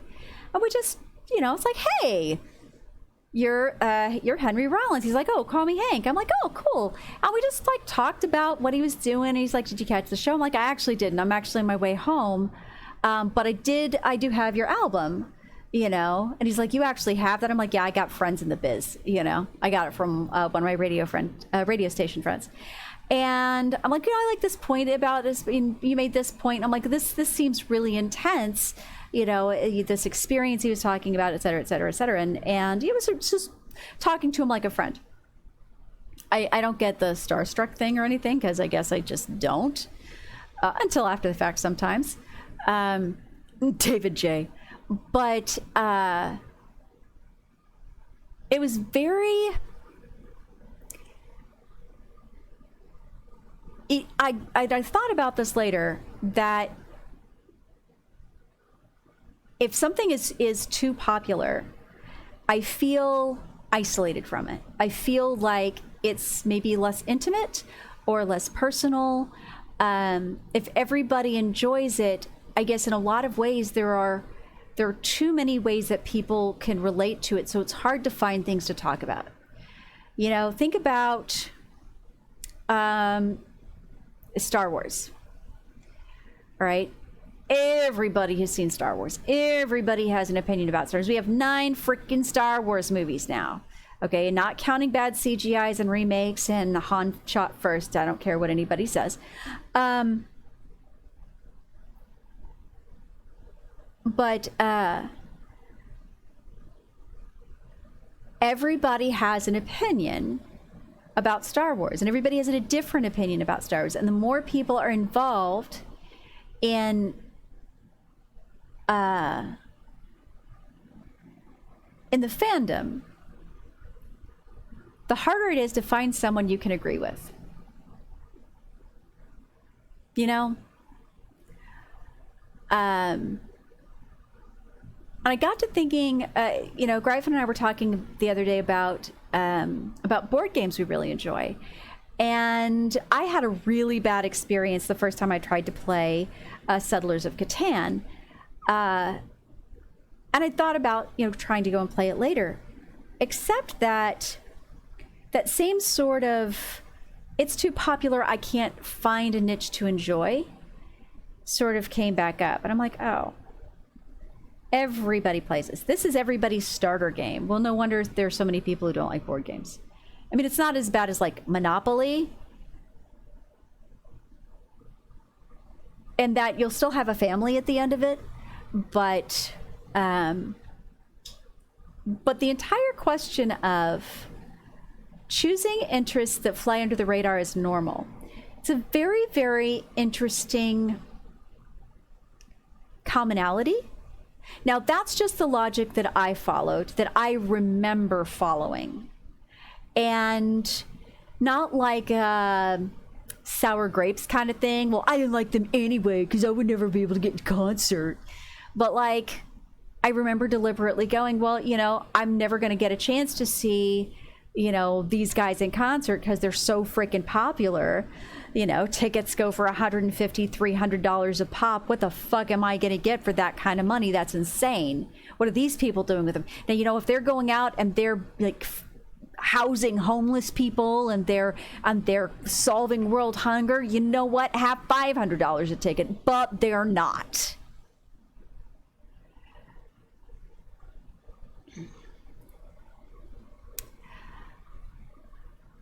Ironically, do you find it inordinately difficult to listen to someone when other people are talking? Do you have a hard time carrying on a conversation in a loud or crowded place?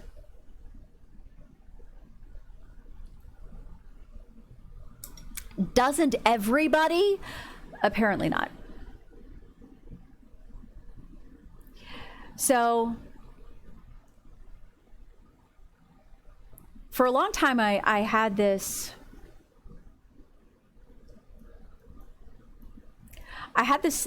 idea, perception, concept that when guys were like leaning close, trying to talk in a club or something like that, they were just trying to get close to like get close, because the idea of just like getting close so they could hear better didn't make any sense, because that didn't help. So I thought they were just trying to lean in, like, this is just what you're supposed to do. And I didn't like it. First of all, personal space. And there are already so many people in my personal space. Could you back the fuck off? And that's when I would usually leave. But this is like the wall of noise problem, and having a hard time discerning and prioritizing what you're supposed to listen to. Like which pieces of information are important. As we talked last week, I think we touched on it in the ADHD, talk. The question of, okay, I have 47,000 TV screens in my head, and they're all at the same volume and they're all at the same brightness, and I don't know which one is most important to look at. And that's what it's like when you have sensory overload.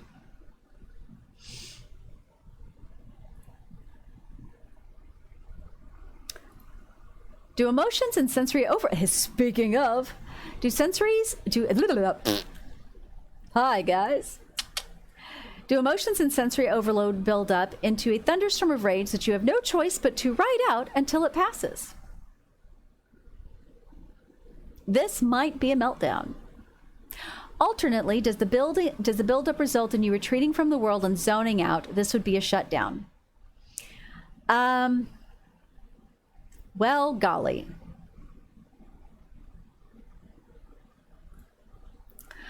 So,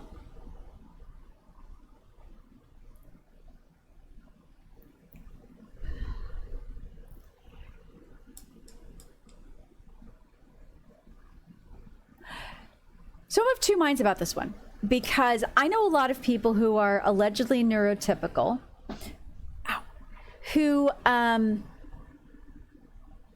do like to run away from their emotions, who do like to avoid them and not pay attention to them and not acknowledge them or process them in any way, shape, or form. And ultimately does eventually lead to a meltdown or a major issue. However,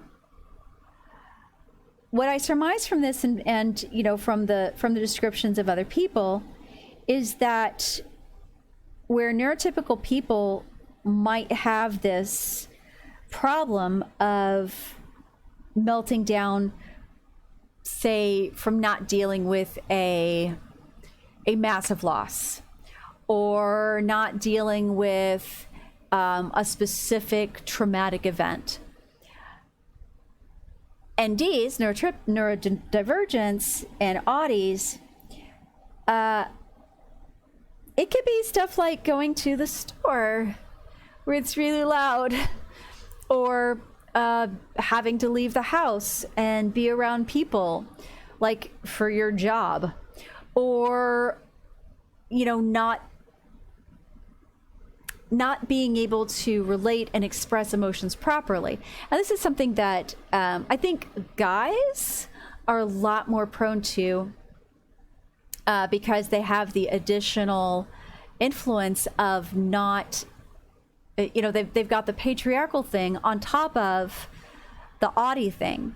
So in the patriarchy, they're not supposed to have emotions. They're not supposed to deal with emotions. They're not supposed to express emotions because emotions are for the weak, and drinking is for the weekend. So, there's no, there's no time to really work it all out. Or rather, drinking those emotions away is for the weekend. And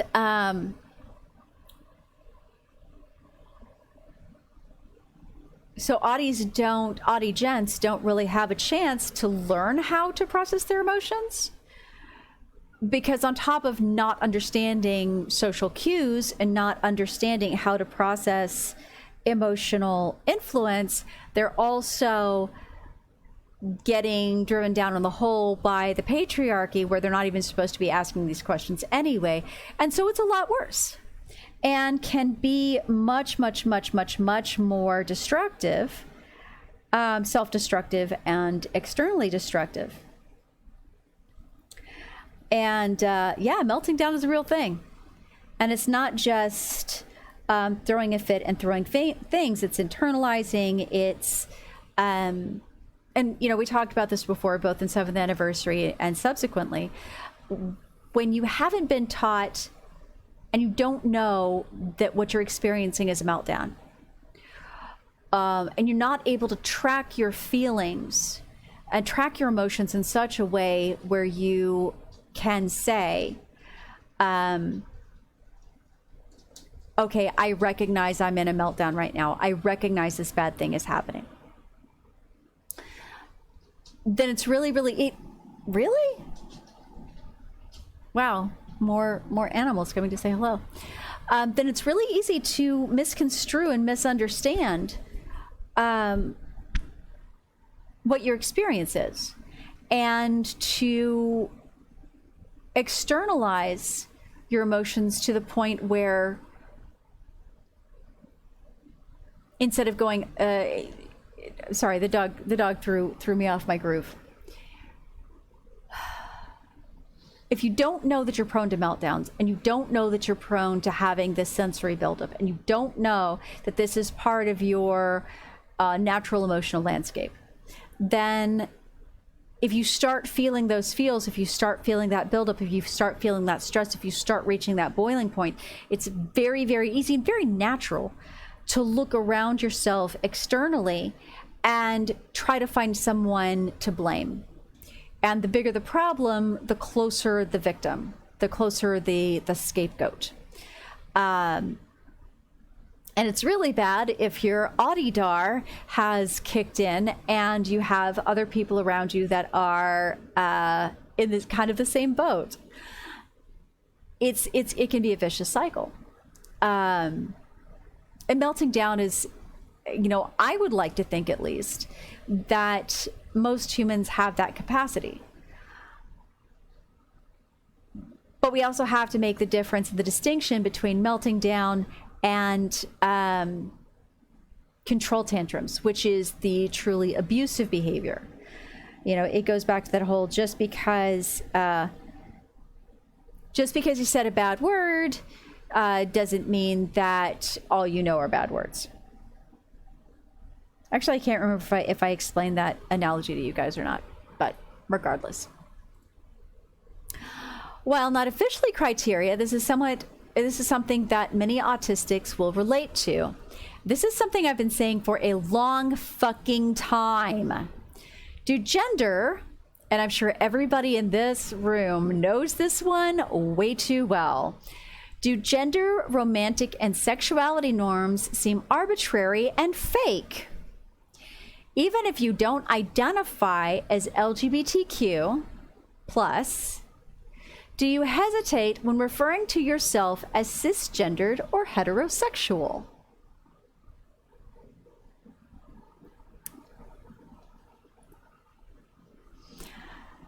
So, unless I'm mistaken, everyone in this room is polyam. Everyone in this room is 100% straight. Although, if this makes any sense, that's not a concept I believe in. You know, saying heterosexual, homosexual, bisexual, whatever. I just, there's so much social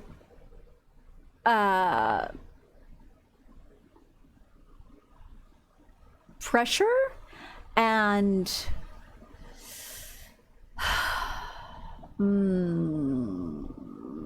there's a word I'm looking for.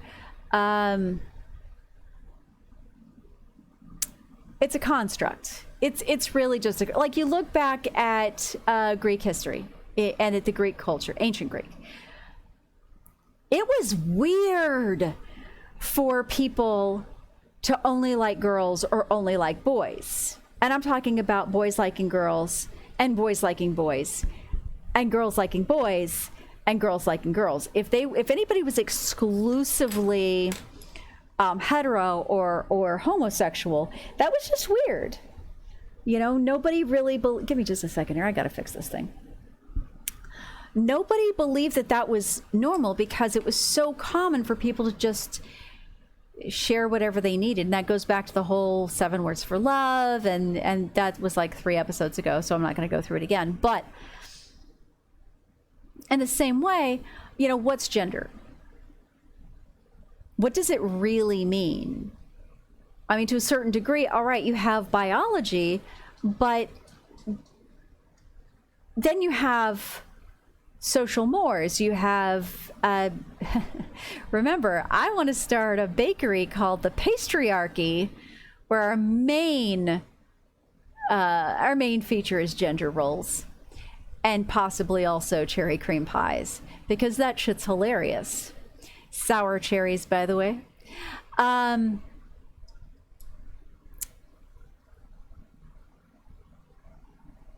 work on cars. I build furniture. I also cook. And while there are times I have cross-dressed and I have done my sort of moderate non-physical transing and stuff like that. I don't strongly identify as a woman or as a man, but I'm not NB, but I'm not Two-Spirit, but I'm not, I mean, I just think the whole question is stupid. I've always felt the whole question was stupid. You know, I threw a fit more than once trying to, with my mom tried to get me to wear a dress. Couldn't fucking stand it. I felt it was an affront to everything on the planet and me in particular. And there were other times I was fine with it. Couldn't tell you what was different between the days. It was just the way it is.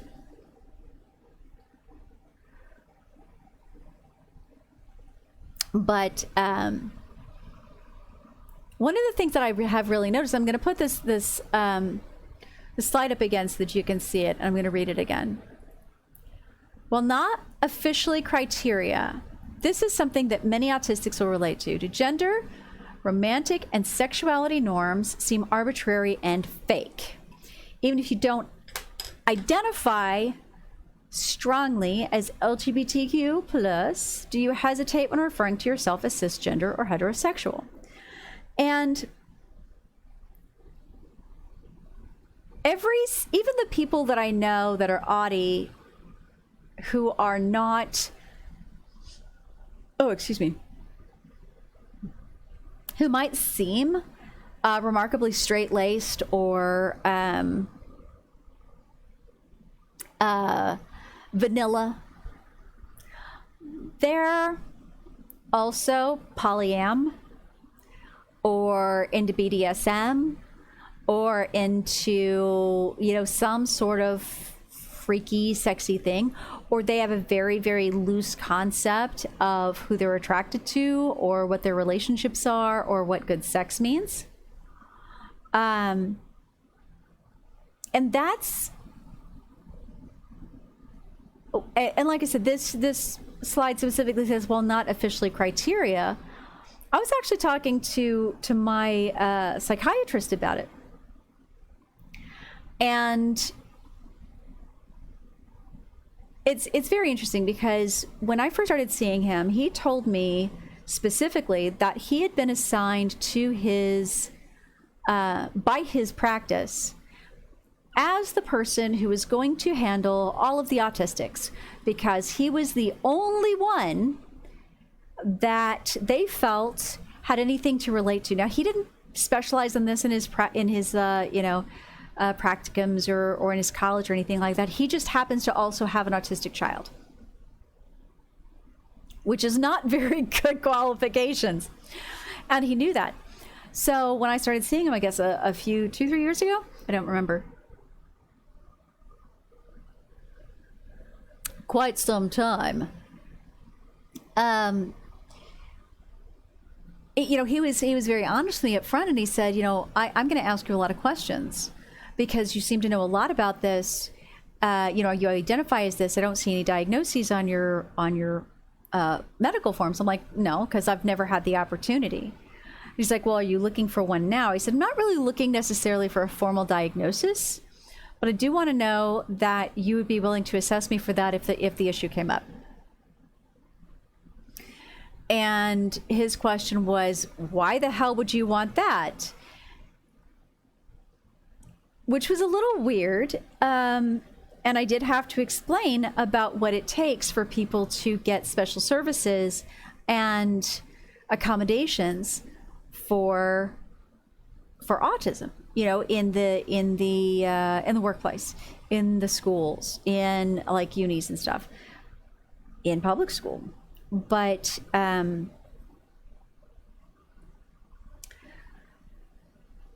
there was a point when he and I talked very seriously about whether or not I should take a formal diagnosis because of this one place I was working.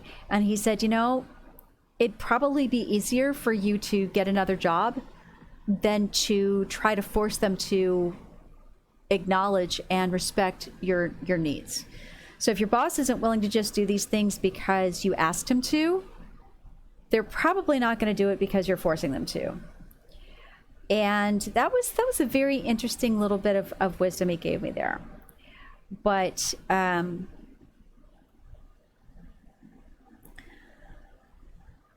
as he and I were talking and going back and forth and discussing, I'd asked him, how many other, just obviously rough numbers, how many other Audis did he see? He's like, well, a fair number. I said, how many of them are straight? And he got a weird look on his face. And I said, I'm not asking for a number, and I'm not even asking for a yes or a no. So I want you to think about it.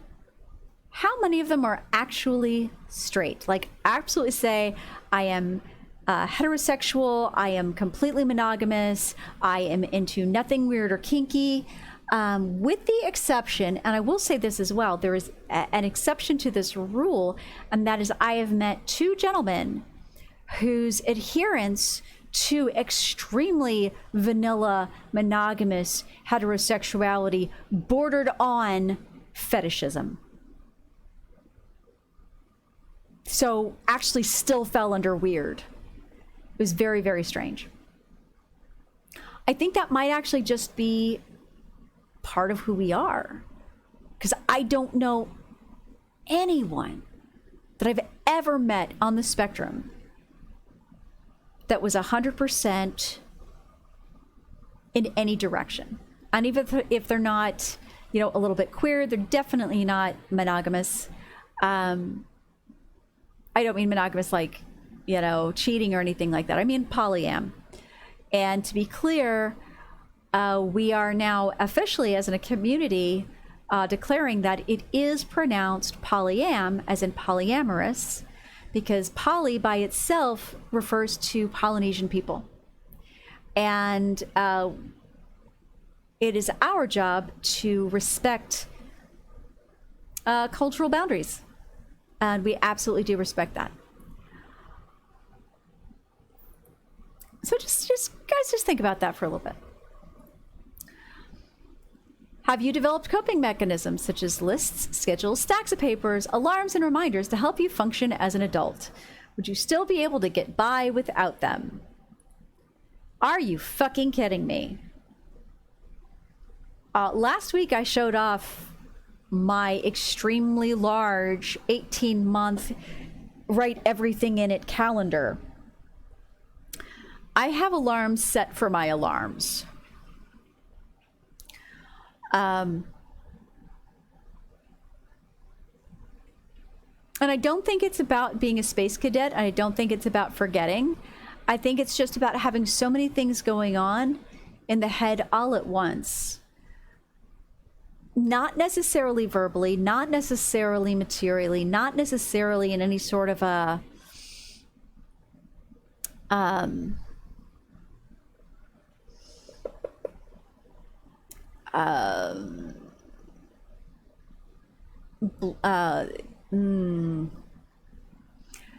ironically, I just forgot the word I was trying to use for this.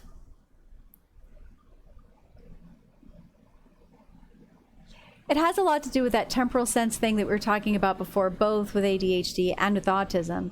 But it's also that there are just so many things going on. You know, there's a... you know, have you ever had your head radio going on and it keeps either playing the same song over and over and over again, or it keeps flipping back and forth between songs, and it doesn't matter how many times you try to turn it off, it's always there, like no matter what. Except sometimes the radio, that brain radio, is playing arguments for a conversation you had 6 years ago, and sometimes it's playing speeches for scenarios you're never actually going to be in, and sometimes it's playing a comedy show you saw 20 years ago.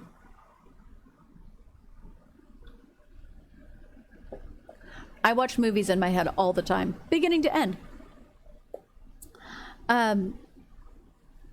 Oh, I should probably erase this part.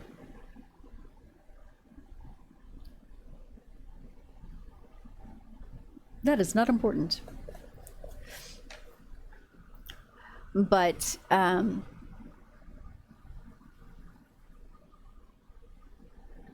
know I would never be able to function at all whatsoever without my lists. It would be a bad day.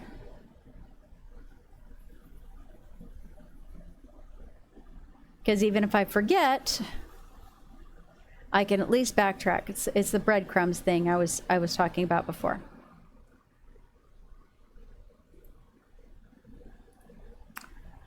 Do you go through periods where you can't even remember how to make dinner or get ready for work, and even the easiest of tasks seem insurmountable because you can't fathom completing the steps to completion?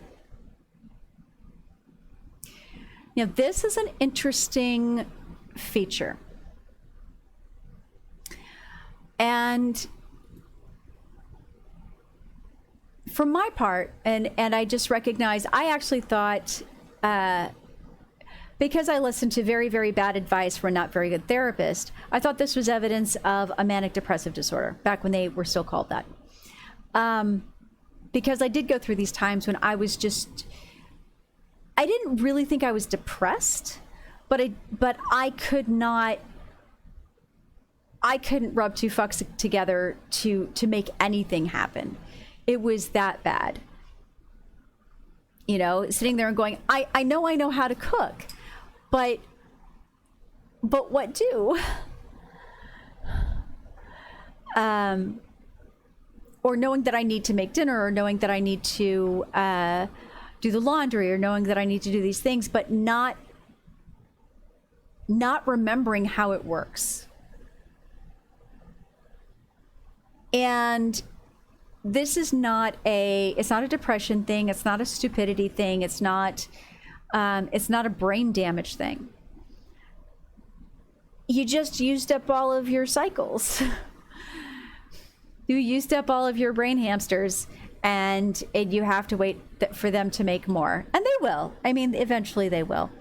It might actually be neurologically speaking, it might actually be, oh, I'm so sorry. Give me just a moment. It might actually be a dopamine imbalance, where a small stimulant would help bring this back. But I've never tried when I was in this type of state. Even fairly recently, I've, how many times have I made macaroni and cheese? I freaking love macaroni and cheese. We know how much I love macaroni and cheese. Homemade macaroni and cheese, oh my God, it's the best. Mostly because I put bacon in it and like 7 different kinds of cheese. And I can hear my arteries hardening from here just thinking about it. And now I need to make some this week. But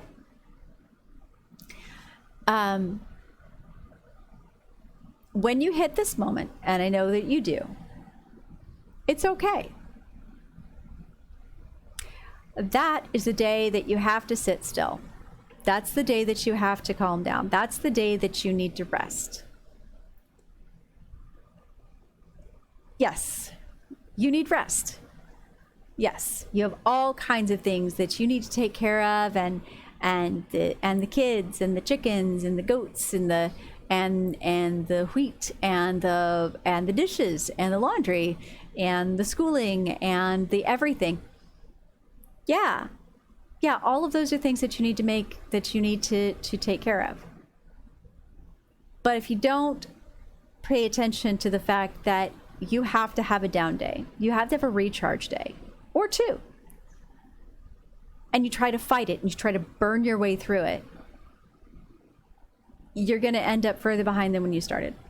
It's like everybody I know who has any sort of an autoimmune or chronic fatigue or chronic pain condition. What happens on a good day if you guys try to push your way through it and overdo it and get all the things done that you thought you were supposed to have to do before? Do I need to wait for your reply? You know exactly what I'm talking about. It's going to be bad. And so for your 4 to 6 hours of, yay, I got shit done, you're fucked for like 3 days. So maybe kind of don't. And if you don't have a chronic condition, you don't have chronic pain, don't have chronic fatigue, don't have an autoimmune disease, or these are things that are relatively managed, and you still have these days of what are due,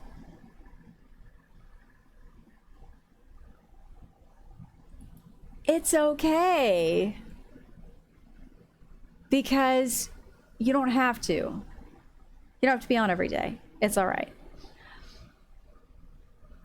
I know I'm about to hit this point and that I need to take a rest when I start doubting thermodynamics. Like, I go to make dinner and I turn on the stove and I put all the things together in the pot, and then I seriously have a moment of anxiety that I have done it wrong and that it won't cook. Not like it won't come out good, but like it actually will not like cook at all. Like I'm just going to be stuck with a big pot of raw ingredients thrown together. That is not what we call a practical thought. But when I get those, I know that I need to start recharging because I've overdone it. So I'm pretty sure every last one of you... Oh, hang on. Let me take care of this. Yay.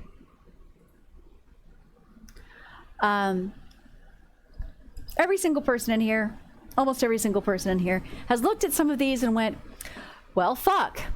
Or you already know that you're there and you're really just listening to this list so that you can help other people who are maybe in denial. because there's a lot of those.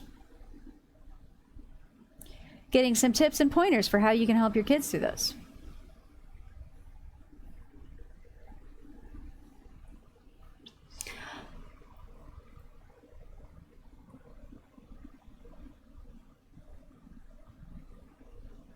And I forgot what I was going to say. Okay, I think I'm done.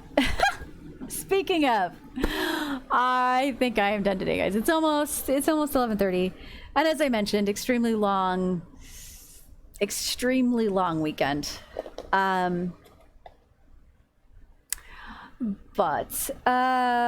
So you can get us on Twitter at Love Bites Hard TV. And please, because this guy was awesome, Steve Asbell, you totally want to catch him on Twitter. We are Love Bites Hard .tv on the YouTubes, and also find us Love Bites Hard on Discord. You can find all of those links down below in the descriptions and the about page and all of that fun stuff. I love you all very much. I don't even know if you're still with me, but I love you anyway. As always, if you have any questions at all, we're here for you. I'm here for you. Discord's actually probably one of the best places to get a hold of me if you are not on the Book of Face. Of course, I don't have an LBH Facebook page because I just don't like them, but we'll see. I don't know. I might have to. Because if I don't get a few more butts in here, I might hang it up after a couple more weeks. Just saying. But I love sharing the stuff that I share, and I love that you guys don't mind that I do these little, fairly terrible sketch drawing things while I'm trying to communicate. And yeah, I think that's actually it for me for tonight. Here's my Merticore. Yeah, how about that? Merticore, is that good? No. All right, that's fine. I didn't expect it was going to be amazing anyway, but I love you all very much. We're going to be back next Tuesday at 9. I'm about to tell a big fat lie. Hang on. I need to check something real quick. Next Tuesday is the 27th. Okay, so there is an 70 to 80% chance that we are not going to be back next week. We're going to be skipping that because it is my lovely son's birthday. But I'm not sure what we're doing at this point for that, if we're waiting for the weekend or whatever. So I'm going to leave you with a tentative, hey, come see me next weekend. And if not, if we can't make it next week, then we will see you the week after that, at which point I will have leveled up, and you can actually suggest what feat I should take. It has to be a minor feat because you don't get major feats until you hit level 50. And I'm not quite there yet, but I'm getting pretty close. So I think that's pretty much it. I love you guys. Take care. Here are all of our lovely channels, and we will see you next week or week after. Bye.